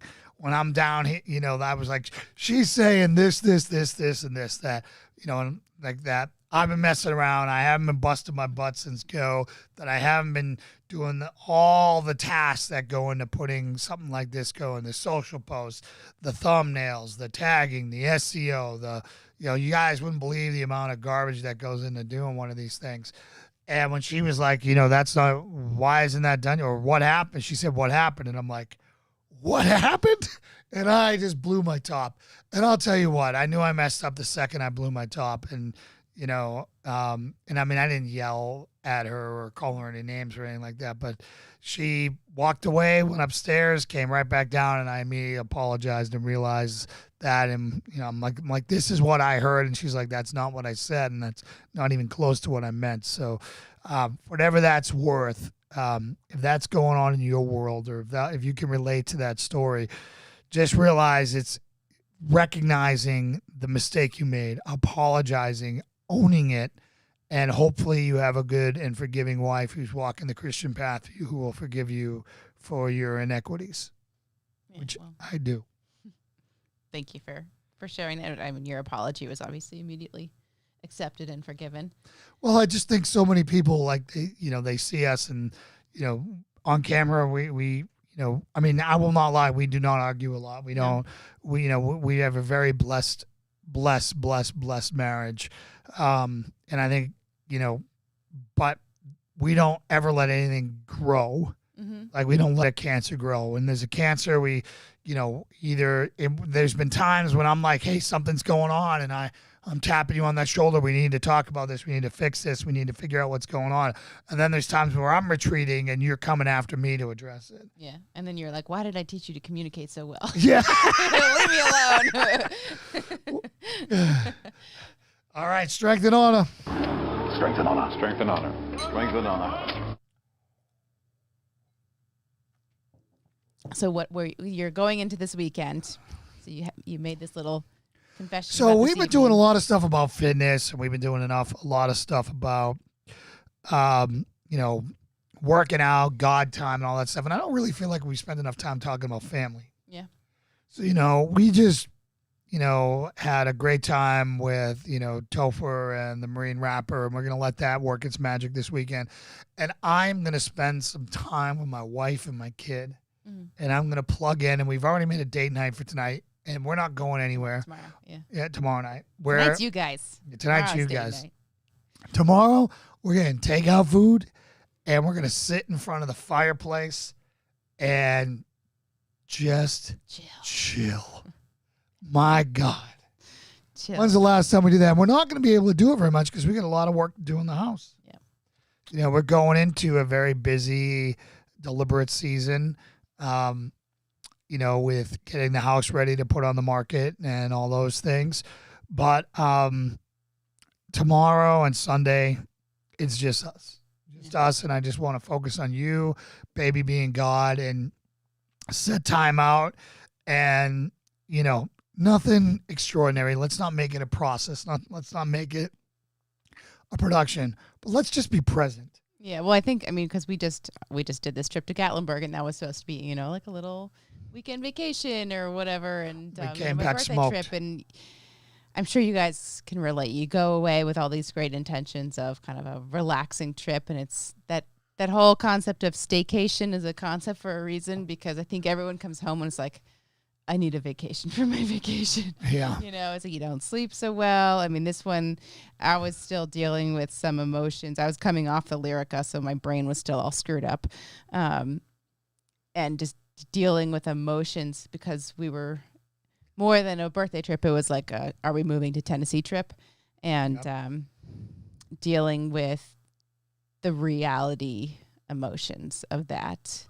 And so it wasn't like a relaxing, enjoyable weekend. So there's another thing that I think we should talk about, and I think it's medication. Mm-hmm. When you get on a medication, it may seem a small thing, but you really need to inform your spouse and to keep an eye out for things that, that may go out of the ordinary, particularly when it can have some psychosympathetic effects or whatever it's called. Psychosomatic. Remote control candles and a picnic in the bedroom. That is our weekly. Date. Great for you. Awesome. I'm jealous, Chris Scott. That sounds like heaven. But I mean, making sure that you're in communication with your significant other. I know some people actually hide their medical stuff from, they don't want to appear vulnerable, or they're insecure on some things, or they don't want their whatever to worry. But people got to really look at, like, Lauren made a really sharp turn. And, she was totally transparent. It's just because right now we are in a season. We've been this way our entire relationship, but we are in a massive communication season, and we're around each other all the time. And for people who are around each other or in the same house, I'm hearing, I'm finding out after the fact that she was crying every day, curled up in a ball up on the third floor, and I'm in the basement, working on this stuff. And that's pretty remarkable, guys. So what about for you 9-to-5ers, or you 12-to-12ers who are out there and you're coming home and you have no idea what's going on in your house, and checking in on your wife and knowing what's going on? That's true, medication or not. But my situation was compounded or triggered by, I always kind of shrug off the list of side effects when I, same here. It's like it's all the worst stuff in the world, spontaneous combustion and everything else. Kind of the extreme or the rare. And so I saw the whole, can cause new or worsening depression and all of that stuff. But up to and including suicidal thoughts, which of course you didn't have. But my brain, I think, is wired a little bit towards depression, and so I think it was kind of ready to be turned on in a way, And then it happened at the same time as we are making this very drastic life decision of selling the house again, moving again, and so it all was the perfect storm. But Yeah, I mean, and I think it was something that I didn't even realize for a little while. I knew that I was feeling bad, but I didn't put it together for a little while that the drug was what was causing it. And it's so weird. Brain stuff is so weird. You know, after the point that I was like, okay, I think I'm dealing with some depression, and the drug is probably causing it. I could recognize when I felt a certain way or that something was going to, cause an issue, but I felt powerless to stop those emotions from still happening, even though I was recognizing that I was like, going to be triggered by this, and because baby B or the dogs or whatever was going on, it was so straight. You still can't stop that kind of crushing feeling that was happening. So I stopped the drug early because mental stuff can get a lot worse than the physical stuff. I didn't want to risk that it was going to get any worse. So I can deal with pain, the stuff that I was on the drug for. What I was going on with mentally was not worth it. Yeah. Yeah. And I don't want to give up on your, treating your. So I was on I was trying Lyrica for fibromyalgia symptoms that the doctor thinks that I'm experiencing, and so they had suggested trying it before. Thanks, and that was at the time when I was trying to get pregnant the first time, and so they're like, do not get pregnant when you're on Lyrica. So I'd never tried it, and so now they're like, this is a good time. So I tried it, and it's not a good fit. I'm not interested. But I also did not get I guess it's a drug that you're supposed to like work up on dosage, and I didn't get much guidance in that, so I just kind of dove right into the main level dose, which I don't know if that threw things out of whack too. I think we would be willing to explore it again under closer supervision. I mean, I think you should give it a shot again with maybe closer supervision and a time where everything isn't on fire. Yeah, possibly that. I mean, but I was crying at stupid things. But yes, but everything not being on fire probably would help. But I knew the thing that I'd like. So my brain feels lighter now. It's a very interesting feeling to kind of reflect on how I was feeling and knowing that then I came off the Lyrica and it's out of my system now. And there was a situation that happened at the kind of dinner time was when I would get all like frazzle dazzle. And that's when I was having a lot of these issues. I love your jazz hands. Frazzle dazzle, that's like my common state of being. Frazzle dazzle. Strength and honor. Cheers to that. But yeah, so it's like B took out a glass Tupperware and broke it on the floor, and it's like I was waiting. I was like, because this is a situation that as dinner was about to burn on the stove and all of this stuff, and Jason was working when I was on the Lyrica that's when I would have been like meltdown, lost it. And I was like, I have a grip. I'm not crying. I got this. It's like, okay, I'm back. So it's good. It's good to be back, guys. So my brain is back. I want to read you a comment that I think will have some great effect. And this came in when you were telling your story. Yeah. And it came from Chris. This is what makes this time with PCM so awesome. Truth, trust, prayers. Thank you, Chris. Thank you. Yeah, thank you. And that's the whole point of this, right? We all want the overall goal of PCM is to lead people to Jesus and help them live the protector lifestyle. And sometimes it's not sexy stuff. The sexy, easy stuff is go down the range, blow through a few hundred rounds, do some cool stuff, cuss every other word and then act like you're a WWE star. All right. But the more important things that we need to deal with, and training your firearm is important. Working out in the gym and training combatives is important. Those are all things, but the real thing is your everyday relationships. And that's what we're developing with you guys is a relationship, right? When one of our viewers has a problem, if they want me to call them, I will call them. you know, and we will talk to them. And I'm not a counselor. I don't have any opinions, but I'll pray for them. Yeah. You know, and one of the things about praying, the more you do it, the better you get. Yes, he's getting awesome at prayers. I don't know about that. There's still some people that are, you know, I feel crazy praying in front of because they're so good. But, you know, that is what this is about. And that's what fellowship is about.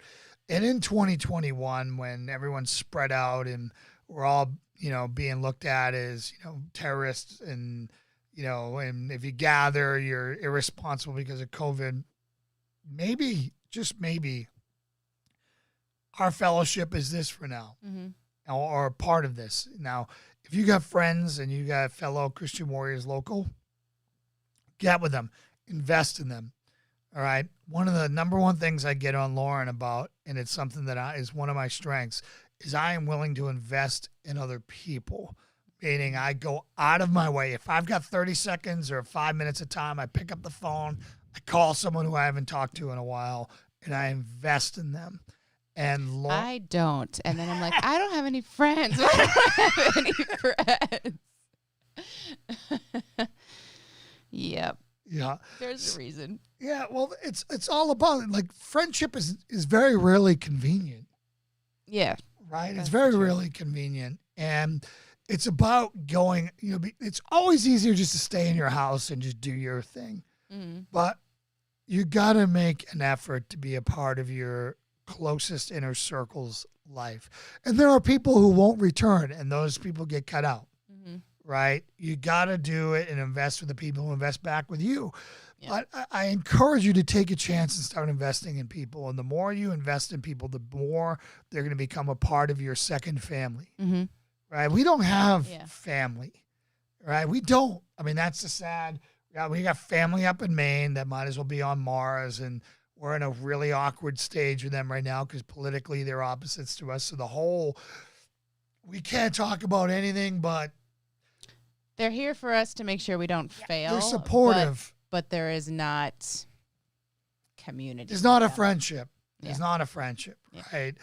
And, you know, my dad left when I was, when I was a baby, and we have a great relationship. We're friends, but he's not a part of my daily life. He's not a part of my monthly life. He's not a part of my weekly life.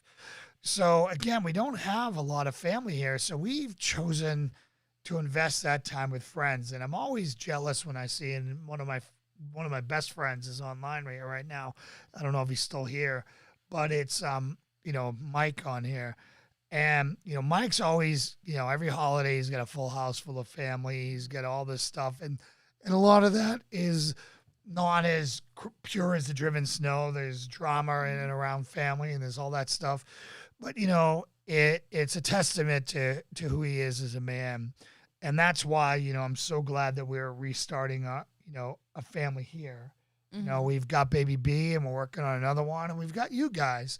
And just to show you that we got it is when we went to Gatlinburg, I knew Scott from 35 years ago or whatever, but he was a fan of the show, and they've been watching the show and supporting the show, and we had a great time with them. Yeah. And we needed it because we drove into Tennessee, and I should have been excited, and I was under attack, and I was depressed and sad and discouraged, and they popped in, and we had a 10 out of 10 night in my it was great. So training in your relationships and the family home life is important as well. It totally is. Virtual family strength and honor. Oh man, Chris is driving this. Strength and honor. Strength and honor. Chris is thirsty. And then Jonathan, thrilled to have found you guys to do life with. Back at you, Jonathan. Yep. Thank you so much for your support. Back at us, Jonathan, as well. Strength and honor. Strength and honor. Strength and honor. So, we really need to get back over to Trump Winery because I'm not feeling whites right now. So whites we're are in trouble. Well, we'll call up Kerry. Yeah. And we'll credit. I think we'll head down there. I think we still got some credit. Mike Ferrugio, do you want to join us at Trump Winery? We'd love to do that. Maybe we'll do our farewell party there and for the second time. We don't know when that's going to be. Yeah. We need wine before that. We need need wine before next Friday. Yes. Our house isn't even going on the market next Friday. Friday after that, hopefully. Look at that face. We are sad to see this place go. We love this place. It's everything to us. But if I could pick it up and move it to a conservative state, I would. But I haven't seen enough in Virginia to make me want to fight for her. I am becoming content with saying it's God's will, God's plan. Whether he sells this house for us or not. You know, I think if it's the not, then we figure out, okay, he's brought us back to Virginia and kept us here. Or if it sells, it sells. But I'm sad. I'm sad, but it's his plan. Right. I'm sad that it's inconvenient. It's a beautiful house. It's a beautiful setting. It's a beautiful life. I've worked my whole life to get here. This house was that to me. This house was my crowning achievement, my amazing, where I've climbed up from welfare kid to a great place. But it's only an address, and I think we have better days yet to come. And it'd be great to be in a place where our neighbors don't hate us because we're Trump supporters and whatnot. Mm-hmm. And I'm a romantic, and when I hear, and again, this is going to sound stupid, when I hear songs like, Morgan Wallen, I Can't Love You As Much As My Hometown, I don't have that loyalty or that love for my hometown. I kind of don't like my hometown. I like my house. I like my property. An invitation. I work on a 600-acre gun range whenever you feel the need to. Chris, I will take you up on that. It's all the way in Vegas, unfortunately. I was going to say, I can't remember. Yep, Vegas. Yeah, I would love to do that. And if I do it, it'll definitely be in the spring or the winter because, summers there in Vegas are not. I might as well go to Iraq and get paid, Yeah. So, no, I'm not going to say. Go to Vegas. But at least if I go there, I'll be perfecting and working on a skill and not in the casinos or out there doing debauchery. So that's a good thing. No debauchery. So I think part of what's the hard thing to picture for the selling the house is that there's not a tangible answer right now on what the next step is. Yeah. We are at least destined to a rental. Yeah. I know that we keep circulating this RV idea and seeing the parishes in their little RV and, stopping on a whim to, go somewhere else for the weekend was, it's so tempting. And I share that temptation. He thinks that I'm trying to squash his dream. She is. Dogs have ruined my life. If you're going to get dogs, don't get dogs. They ruin your life. They totally are like the worst straitjackets. So I recognize it. And so it's not mama that's ruining the dream. It's the dogs that are ruining the dream. And it's mama who's saying we can't give away the dogs in order to do this. But should we give away the dogs in order to do this? I'm just saying. So we have the Mastiff who takes up a heck of a lot of space in his face. I think it can be done. I think if we get a large fifth wheel, I think it can be done for as long as it needs to be done. And when it becomes an issue, it becomes an issue. My biggest downer to this whole RV experiment, I know Mike's talking about You have a Mastiff as well. So Chris. It's like the drool on the ceiling. That doesn't matter. So we have 3 dogs. We had 2 dogs before, and he was like, I need a boy dog. I'm surrounded by too many girls. So he insisted on getting the Pit. Who's the one dog that we want to take with us? The Pit. Exactly. But, well, no, I'm not gonna give up my lab. Whatever. You just said it. True sermons in you. You want Oda Pup to come with you. Odin's not going anywhere. And I don't want Dylan, our lab, to go anywhere either. True confession, true serum. The Mastiff is my least favorite. She hates blondes, and she hates my yellow Mastiff. I hate blondes. She hates blondes. She after the blonde. So Valkyrie is the most loyal, sweetest dog, and she is as loyal as the day is long. So I say we do it. I say we go for it, and we take this. We wrap the RV. We wrap the truck. It's a really cool concept, but it's we like take the this show reality on of the it might road. just be too much. No, we take Too this show on the much. road, and we go and we interview pastors, and we interview couples, and we go to training facilities, and we go all in on this. And if we do that, Lord will bless us. I'm telling you, I think it's going to be worth it. The one downside is you can't just pull those RVs up to Because we'd be getting like 5 acres. the biggest one. And we just drove by RV parks in the Smoky Mountains, and they were like, RV. So is it Dina? If I'm saying Dina right, please let me know because I want to say your name right. So I believe that's Chris Scott's wife. All right, so I don't know. So I have Andre Oh, we've Vincilia got some new Smith. people. Thanks for joining us. I'm Andre Vincilia from Brazil. Brazil, and I would like to wish you a good roll breast. I'm going to assume that was not the right English. Yeah.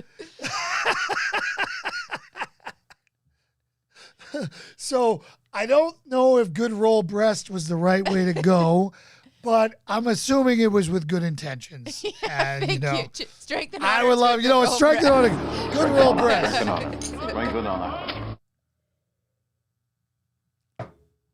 So I think most women out there could say that we don't want a good roll breast, but that's okay.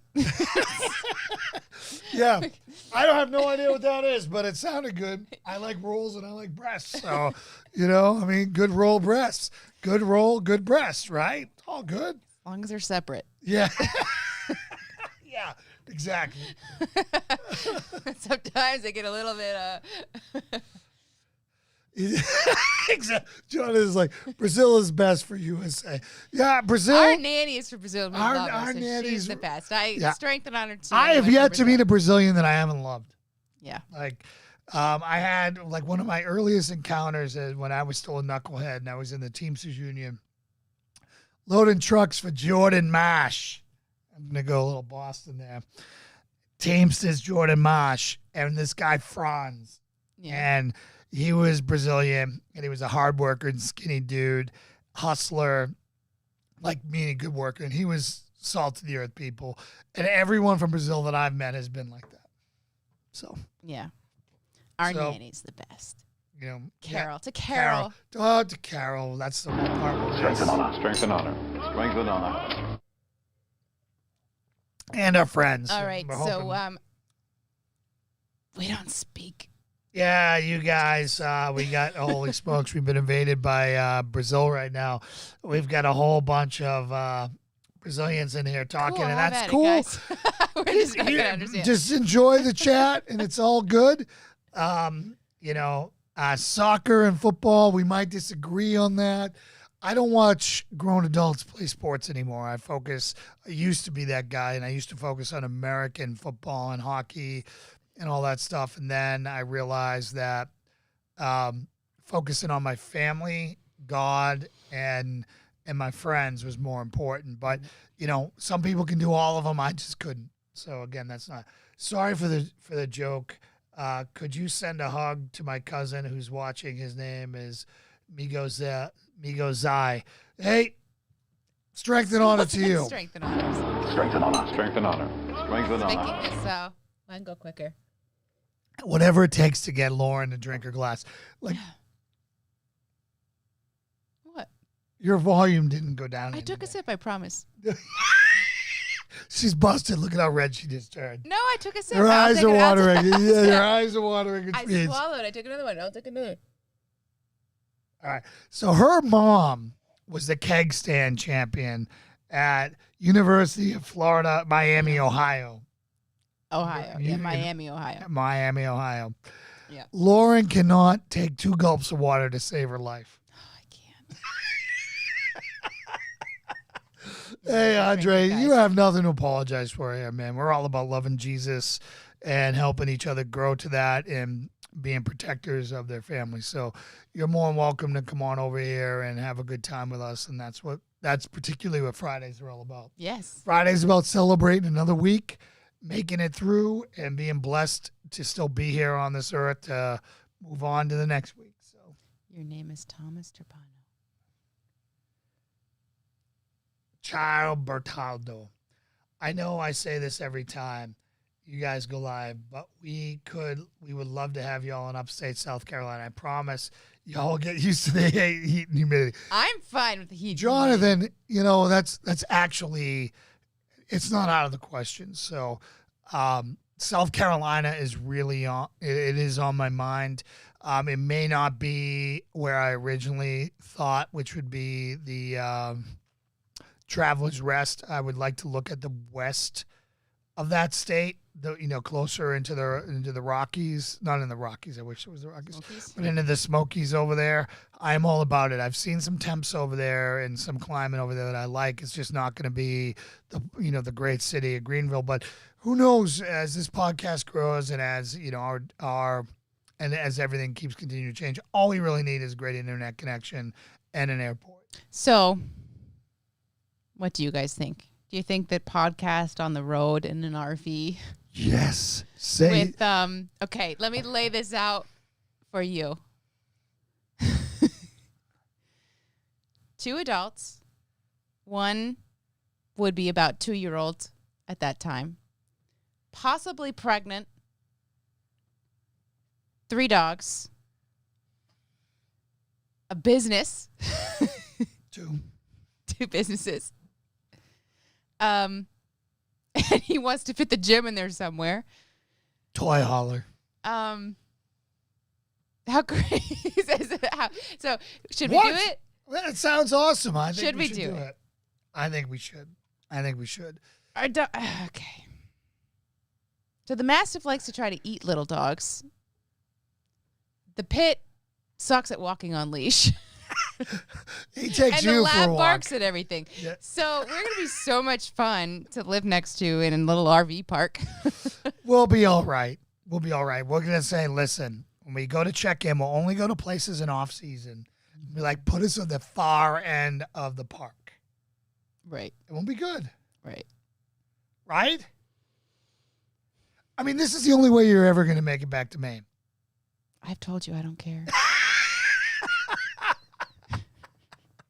He's talking about. He is like. I miss I'm Ken wondering Graves. if we should have not left. I'm wondering if we should go back. He's like, what do you think about a 2-year plan? Like, we'll go back and we'll say it's for 2 years. So, really? Okay, they're like. they've totally gone, like, they're talking about a player named Kaka on there. Our Mastiff is a female. Yes. She's 6.5. Very, very, very sweet dog, but she's always been a little insecure, and that comes out in being she's a chicken. Aggressive. I got other a dogs. Mastiff hoping for a brave, like, I named her Valkyrie after the Viking angels that come down to take the brave up to heaven, right? And she's a chicken. She's always been a chicken. Yeah. She was a chicken from 6 She's weeks got a old. prey drive, like, whoa, she killed a groundhog in our yard, and she thinks she's, like, all badass now. But our neighbor has a little white dog, and I'm very scared for Valkyrie to go out and chase it. 'Cause she could catch it, and she'd kill it the same way that she did the groundhog. Yeah, that was a pretty... I mean, out of all the dogs, I didn't think Valkyrie would kill a Mastiff is a male and would love 35-pound a groundhog. girlfriend. So are you offering to take her? Is that what this is? I mean, she's fixed, right? She's pretty. She's 135 pounds, 140 pounds on a... Yeah, she's smaller than that. And she thinks she's a lab, but she's so damn loving. She's so sweet. loyal. She And that's, I think, pours herself over me every time I see her. I mean, she's just amazing. It's just, RVing across the country with that is going to be a challenge. Because if we didn't have the dogs, or if we had fewer dogs, I'd be like, RV done. But I have a hard time pulling the trigger on saying, yes, let's rehome the dog. Danae is how you pronounce Dina. So Danae. Right? Danae? Yeah. Danae. Jake would love her, I'm sure. He totally would love her. She's an amazing dog. She's a She great loves dog. Odin, our pet. Yeah. And he is way younger than her, He's breaking. He's supercharged TNT. Right? He literally is supercharged. He uses her as a backstop. I mean, that is the only dog. Like, so I've had a lot of dogs in my life. I've had a lot of pets in my life. I've never seen anyone like go to. Here is your toy hauler. What, Mike? You have it. Did you put a link in there? Yeah, we're not seeing the link, Mike. Yeah, I want the largest toy hauler I can. I'm going to put the gym in the back. I'm going to put the office in the back, and then the chaos will go on the other side of that door. And the screaming and the barking and everything else will live there. And I will be in my USA in the toy department. Did you see Lauren's face? Did you see Lauren's face? Guess who's not in the USA? You love dogs. I repeat, 2-year-olds, maybe pregnant at the time if things go God's plan. Or if they don't go God's plan, it's still a lot of fun. So now you're like, no, baby. No, I'm saying I'm willing to keep trying. All right, we don't need to talk about that. Jeez. Anyways, maybe we'll go RVing. But Lauren, don't do it. Don't go RVing. Jan, is that what you're saying? I think I would get it in a weekend, be like, what the heck? So yes, we're married. I'm not his daughter.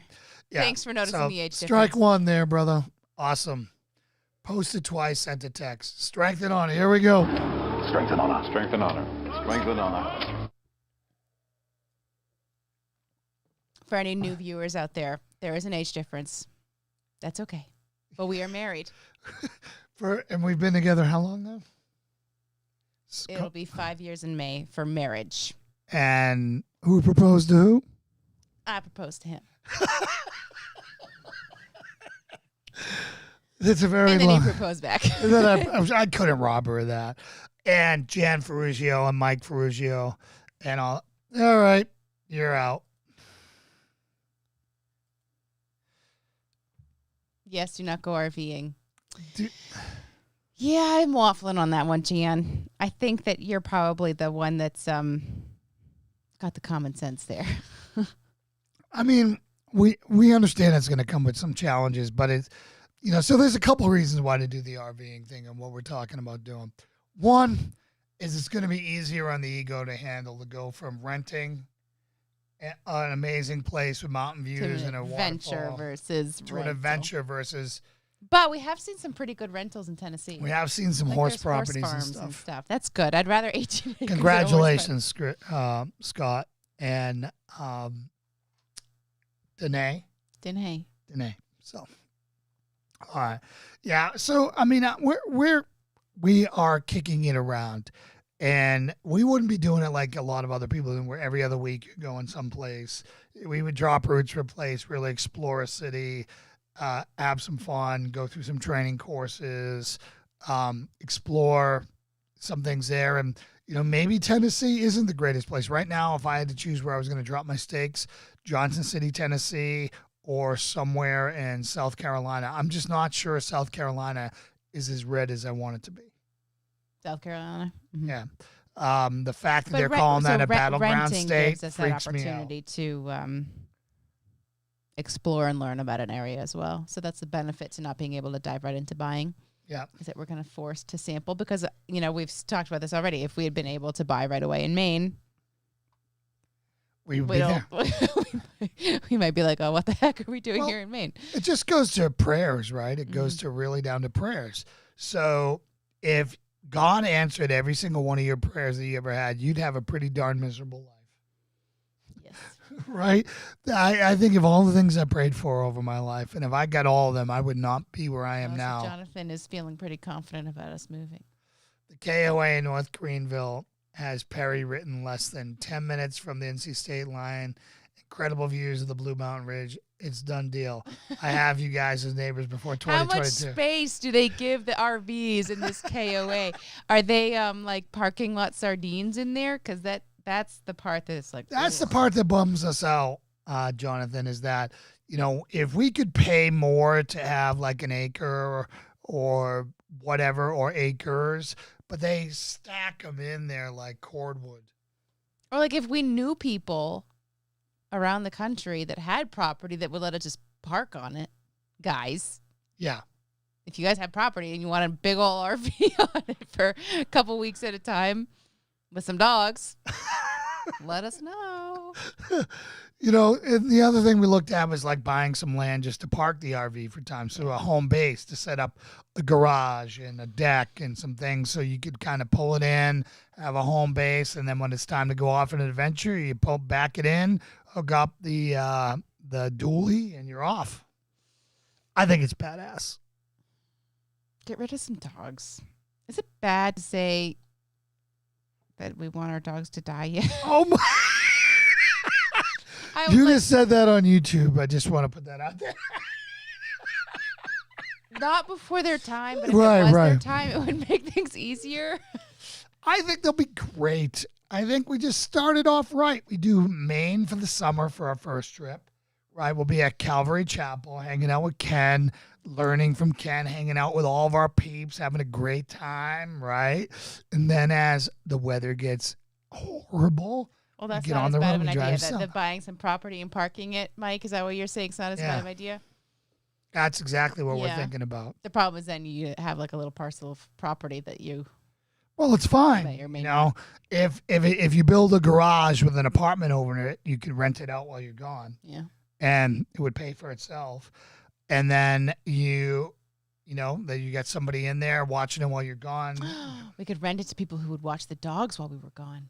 Boom. Boom. There you go. Strength and honor to good ideas. All right. I don't you just high let five, me hang. cheers. Strength and honor. Strength and honor. You know me, I don't high five. Why don't you high five, Lauren? Because I miss every time. Chris Scott just said they have RV space at the range. I will be there in the coldest months of the cold, brother. This plan is coming together. It is. I think we've just decided tonight. I want a solid. No, I want a solid. I want this to be on record that I am not agreeing to this. I am just agreeing to ponder this. Well, you ponder everything. I mean, you're a Shaw. And so I'm still shawing this, okay? So well, if we wait on you, we'll be 90 years old, and like they won't even have gas engines. You know what I'm thinking though? An RV is a lot less to clean. It is, and a lot less stuff.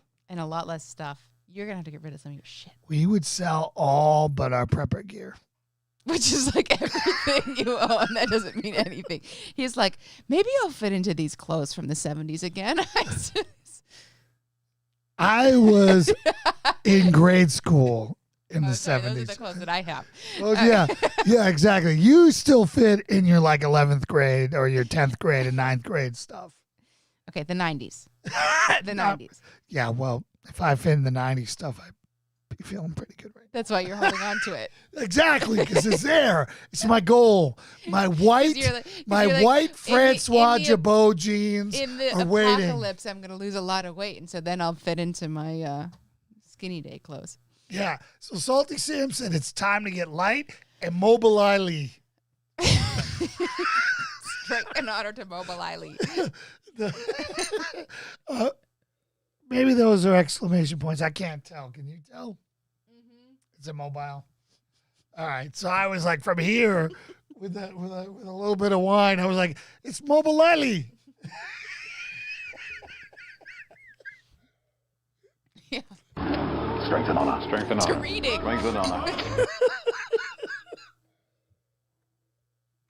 Come on. It's at like the smallest pixel setting ever. And at an angle. He has reading glasses, guys, but he doesn't wear them. Where are they? I officially have old man glasses. It's the first sign of getting old. Doesn't have gray going on yet, but he has readers. All right, so we're left to our hardcores right now. The beard. This beard. I have been holding out forever, hoping that it's going to turn into something decent. I was going to give it 60 more days, which would be the crucible, right? It would be, we're doing it 90 days. I was going to grow this for 90 days, see where we're at. Lauren hates it. She's been really cool, supportive wife. You know, she only laughs at me when we kiss because she can't stand it. I mean, that's literally what I'm getting to know his eyes really well. Yeah. But Is the beard worth keeping or should it go? S&H. What's S&H mean? Strength and honor. Strength Yo. and honor. Oh, I'm sorry. I need more. Strength and honor. Strength and honor. Strength and honor. Okay. Cheers. Lauren's putting him down now. This is good to We're see. doing lots of strength and honors. Well, we got a great audience. That's all. Okay, I'm saying. Mike Ferruggio. What Not am I- helpful. What'd he say? Your faux hawk and gray beard look cool for marketing. All right, that's what I'm talking about. See, Mike, that is a very good point. Should I dye the beard? I was thinking about doing that, that Just for Men stuff where all of a Beard? sudden. Oh my God. You guys are not my people going on. Beard 100%. You see what I'm saying here? That's what I'm talking about. Would you like to tell about the message that you got tonight? I got a message from another dude who doesn't have a beard who hates my beard. Yeah, he's like, no one else will tell you. No one else will Shave tell it. you your beard sucks. Get rid of it. And I'm like, I know my beard sucks, but I met someone at the last Trump rally on the. Wow. All right. Oh my goodness, party foul. I hit the stupid fancy wine cutter thing. Yeah, blame it on that, Lauren. This reached out and grabbed her and made her spill her wine. It did. This highly immobile object that is only that wide across. That hasn't been there the entire time. Do not dye the beard. See? No phony. You know what? But I look at like Ray Care and I look at all these other famous SEALs and they all dye the crap out of their beard. They must and shower and do dye. you say that you don't want to be like Ray Care? Well, I think Ray Care's a good dude. I think he's doing whatever he does to feed his family. It's just, I think we're in a different journey. I think that Ray Care. Authentic. Well, he's going the Hollywood route. But I must say. It's not a beard, it's a mane. It's a mane. Are you saying that his beard is a mane? Yeah, like lions have a mane. That's what he's saying. You're being hit on by a troll. We blocked him. Did he come back? We blocked him, Mike. I don't know if he's still there. So the troll, we're not seeing him on our side. So I can go on over to the other side and block those comments. I'm not seeing him on my side. Mr. Dickinson. I can take the time to figure out. But I don't know if he's looking for you or for me. I'm looking for a man who wants to start a family. Liked you in the photo. Ooh. But then Nice. said, should I marry her? Who knows? Mr. Dickinson, neither of us are available. Yeah, we're both happily So- married, so. Good luck finding your life partner elsewhere. Thanks for joining us. I got to find where my chat is, my live. It's right here. Okay. Here we go. All right, I'm in. And I got to find the search terms here. Here we go. And then I can set it up. So I think I know he's told me I get veto power on this beard, but it sounds like I've been outvoted. You've been outvoted. You have, but you do have veto power. I mean, the day you want to pull the plug on this experiment, I'm obviously going to honor you with that. If it offends you, my opinion. Yeah. What it is. Oh, well, He's going the whole liberal talking point. My body, my choice. I am Chris. Yeah, I just banned him. I think I don't know. I got to go in there and do whatever. That's I might say we did doing pretty good. We picked up our first troll. Yeah, we picked up a stalker. Hey, we picked up a troll. Strength and honor. Strength and honor. No, we don't know who he wants to marry. Well, I'm just gonna say that I believe in the Bible and the Bible's view of marriage and relationships. So that takes me out. So maybe he was talking to you, which would be adultery, which we believe in the Bible. So again, you're out. Yeah. So anyways, what's good? Thanks for playing. Keep the veto for something bigger. I haven't said anything. I didn't even assume that I had a veto. So Right now, it appears to be 100% keep the beard. I think you have a biased audience on right now, but I've got a dude audience, and the dudes are saying keep it. Now, they're either saying keep it to be like, it depends. If they're non-team guys, meaning SEALs would say, that looks horrible on your face, keep it to mess with me. If they're true guys who like, true brothers who like, you know, really love me and aren't messing with me, they'd be like, hey, okay, yeah. so you said that you're going to give it 60 more days to see what it turns into. Yeah. If it stays like that, are you keeping it? Did you hear? I'm just wondering what are you No, hoping if it for looks to as change bad, in if it 60 looks days? as bad, I will take it off. Okay, so you're saying that looks bad. I think it looks bad. I think it's still splotchy, and I'm waiting for the curtains to cover the splotchy spots. So I'm working with it. He wants to grow them out long and twisty. All right, so you're wanting that to come in? Yeah, I want that to come in. I want. Are you expecting it? This is like, that's in like a no man's land in there. Yes, there are no follicles there. Okay. All right.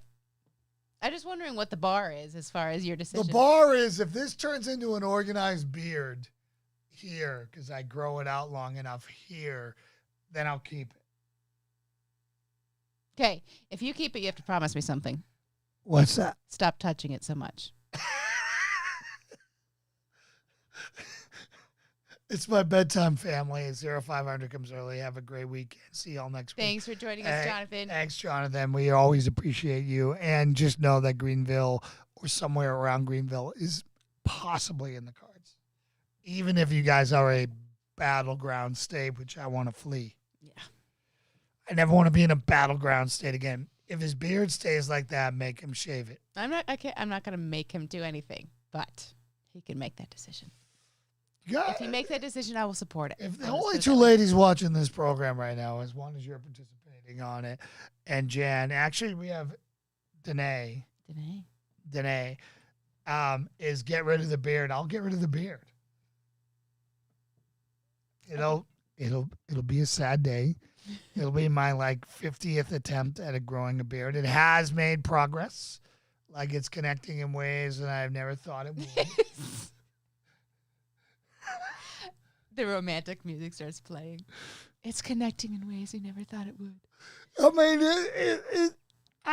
mean, it's doing better. I've had a bad beard in the past. And I met a dude at the Trump rally, and he's like, dude, my beard was way worse than yours, and I just let it grow. And they're curtains. They cover the imperfection. I thought that was Keanu funny. Reeves has a way worse beard than I do. And he's Keanu Reeves. I thought that was funny that the evil Trump supporters at this rally, all those killers out there, they were comparing beards. It's like, well, when you're a dude who can't grow a beard and you walk up on a guy who's got an awesome beard, you're like, dude, I wish I had like what people thought they were talking about at the rally, and then it was actually being talked about at the rally. Yeah, it wasn't like It wasn't storm the Capitol. It was. It was. Like, you know your what? beard, man. Your beard rocks. Well, that's just like you. You're like, oh my god, your hair is.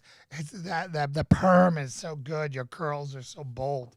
You're whatever, and it's the same exact thing except dude. Bold. You have bold I curls. guess you guys don't say bold. I don't know what you guys say. Cute. It's so cute. Yeah. Jan, I love your bold curls. Chris, I can't grow one either. Get rid of the beard, says Ruth. Man, Ruth. I think all the ladies have weighed in versus all the males. Is there a single lady in this chat that says keep the beard? Now, Ruth has seen me without the beard. Lauren has seen me without the beard. Jan has seen me without the beard. Danae has not seen me without the beard, and it's still bad. I miss your face. My wife likes the beard. Likes the beard, but she says, lets me have mine, so she may be biased. Okay. See? There's one girl who likes the beard. Yep. Lauren's going to have a talk with your wife now. Be like, listen, we need to get on the same page. He knows my position. That's all I can do. He knows my position. Well, I'm going to shave my beard tomorrow, guys. It's going to be a sad day. We might actually video it. I might have a pretty emotional day of Lauren taking my beard off. See, this is the thing. I don't want this to be Lauren my fault. Lauren is taking my beard. She's rallied this audience against my beard. I said, are you sure you want to put this poll out there and bring attention to your beard? You did this. I didn't do this. I'm not so sure about that. I mean, are you sure about that? I'm positive. I mean, you let your feelings be known. After you brought the topic up. All right. I wasn't. All right. Tomorrow on our social media, there'll be Lauren reclaiming my face. Look at that. Her mouth just literally went like that. It went like that. All right. It won't. Thanks, Jack. Appreciate that. This is going to be an hour-long process. You know, we're going to take off layers to get down there. It's so thick and full. You did this to yourself. It's a terrible beard. I keep hoping it's going to get better. I mean, there are days if I catch the right angle, I'm like, that's a good beard. His mother likes it. My mom likes it. Yeah. She's weeping at how pathetic my beard is.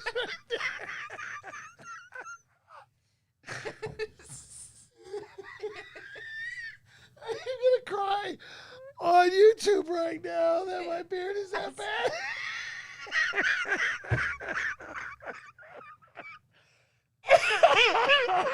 Yep. Well, here's to that. Strength and honor. Strength and honor. Strength Strength and honor. Goodbye, Jason's beard. It was nice while it lasted.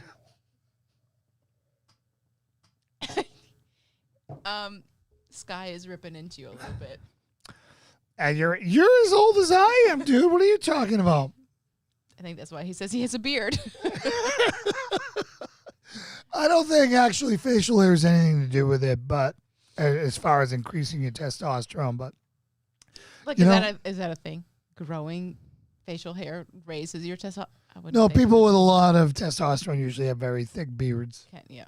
And bald heads. Like it shuts down hair follicles up here and makes them grow. Does it really? Yeah. That doesn't make any sense. Yeah. You know, it is. At your age, you need it. That's all right, guys. Well, he's so happy he brought this topic up. It was not my fault. Tomorrow will be the death of my beard. It's official. We will we'll tape it, and you guys will get to see the baby face underneath. Oh my God, it's not pretty. He's back. Man, well, welcome back, dude. He likes your beard. You'll see people start to call you. That beard is fine as Dude is funny, man. So I think he likes you. No, I mean, I think he's funny.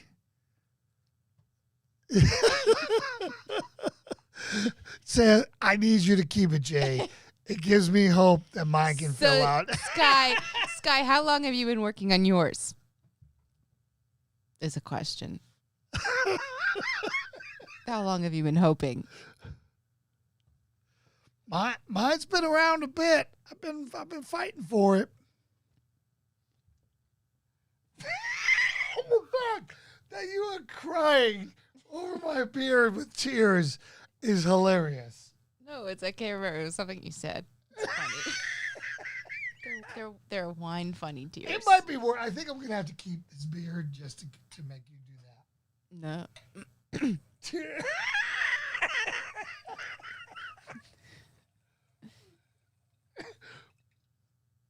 It's gone. I promise you, it's gone. Never to return. What if I just keep the stash? I'd rather you keep the whole thing. I'd rather you keep the whole thing than the stash. This is better than this. This actually. What if I let go of Fu Manchu?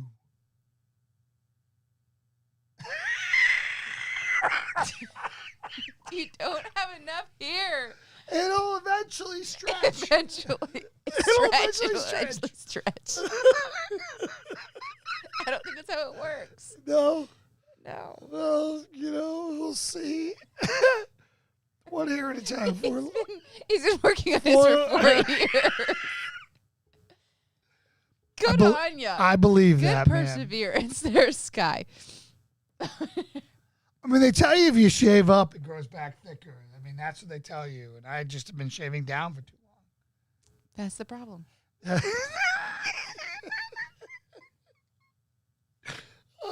I can't believe I made my wife cry with laughter over my facial hair. That tells you how bad it is. So I can't remember what you said. No wonder why no one turned in to see Topher and the Marine rapper tonight. It's my facial hair. We were expecting hundreds of people to be here tonight. We're the number 2 interview on them anywhere. Man, it's my facial hair. Jeez, you can't get rid of this guy. I don't know how to ban him. Chris, move the bottle. You blocked Lauren. I moved it. I don't know how to ban him, man. I mean, he's I mean, he likes my beard. That's why you want to keep him around. I want to keep him around if he likes my beard. Oh, man. We can put him in timeout. He's in timeout. It's only for 300 seconds, though. That doesn't make any sense.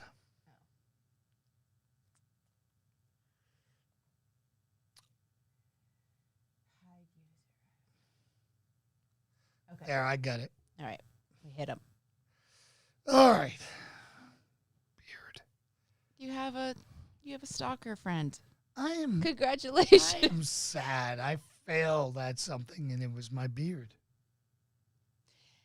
It wasn't in your control, though. That makes it even worse. No, failing at something in your control is way worse than failing at something out of your control. That just means that my facial hair sucks so bad that no matter what I do, I can't grow it well. So blame your parents. Well, I guess I don't have to shave all that often, which is kind of a good thing. Yeah. You don't like beards, so I attracted the right woman. Exactly. See? Look at all these silver. God knew it was meant to be. Oh. Mike grows a good beard. Mike Mike Ferrigio? Mike Ferrigio grows a good beard. Yeah. Big Bob grows a good beard. Oh, my God. Our camera guy. Our camera guy who He's shot got all an of our epic training beard. video. He has the most epic beard ever. It's like something out of Lord Did of you the know that Rings. it's 11:15? No. What are you guys still doing watching us? We need to go to bed. They're drinking with us. They're drinking with us. So here. Strength and honor. Strength Strength and to honor. all you Dog. stragglers. So you showed up to watch Topher and TMR the rapper, and we talked about facial hair for 30 minutes. So I'm out. Strength and honor. Strength and honor. Strength and honor. Keep it going. Keep it going. Keep it going. Keep it going. Strength and honor. Strength and honor. Strength and honor. all right, well, it is Friday, and all I can say is I'm going to pray us out. I appreciate everyone's support today and tuning in, and you guys are the best community out there. So, dear Heavenly Father, Lord, we come to you as a torn and embattled nation right now. We are the most divided we have ever been, and Lord, we ask you to heal us. Lord, we ask you to wrap your arms around us and to bring us closer to you as a nation, because only through you can we heal this divide, Lord. We ask that you protect and bless everyone who watches this program, and we pray all these things in Jesus' name, amen. Amen. Strength and honor. Strength and honor. Strength and honor. Strength and honor. Not encouraged. Okay, Danae and I are being irresponsible grandparents who must feed our granddaughter more than Frosted Flakes for dinner. All right, Mike just closed it out as well, and Mike's amen, a great amen, prayer. amen. And Amen. Frosted Flakes, that's okay. You know, all good. That's what grandparents are for, right? All right, everyone. You guys have a great night. We'll see you on Monday. Out.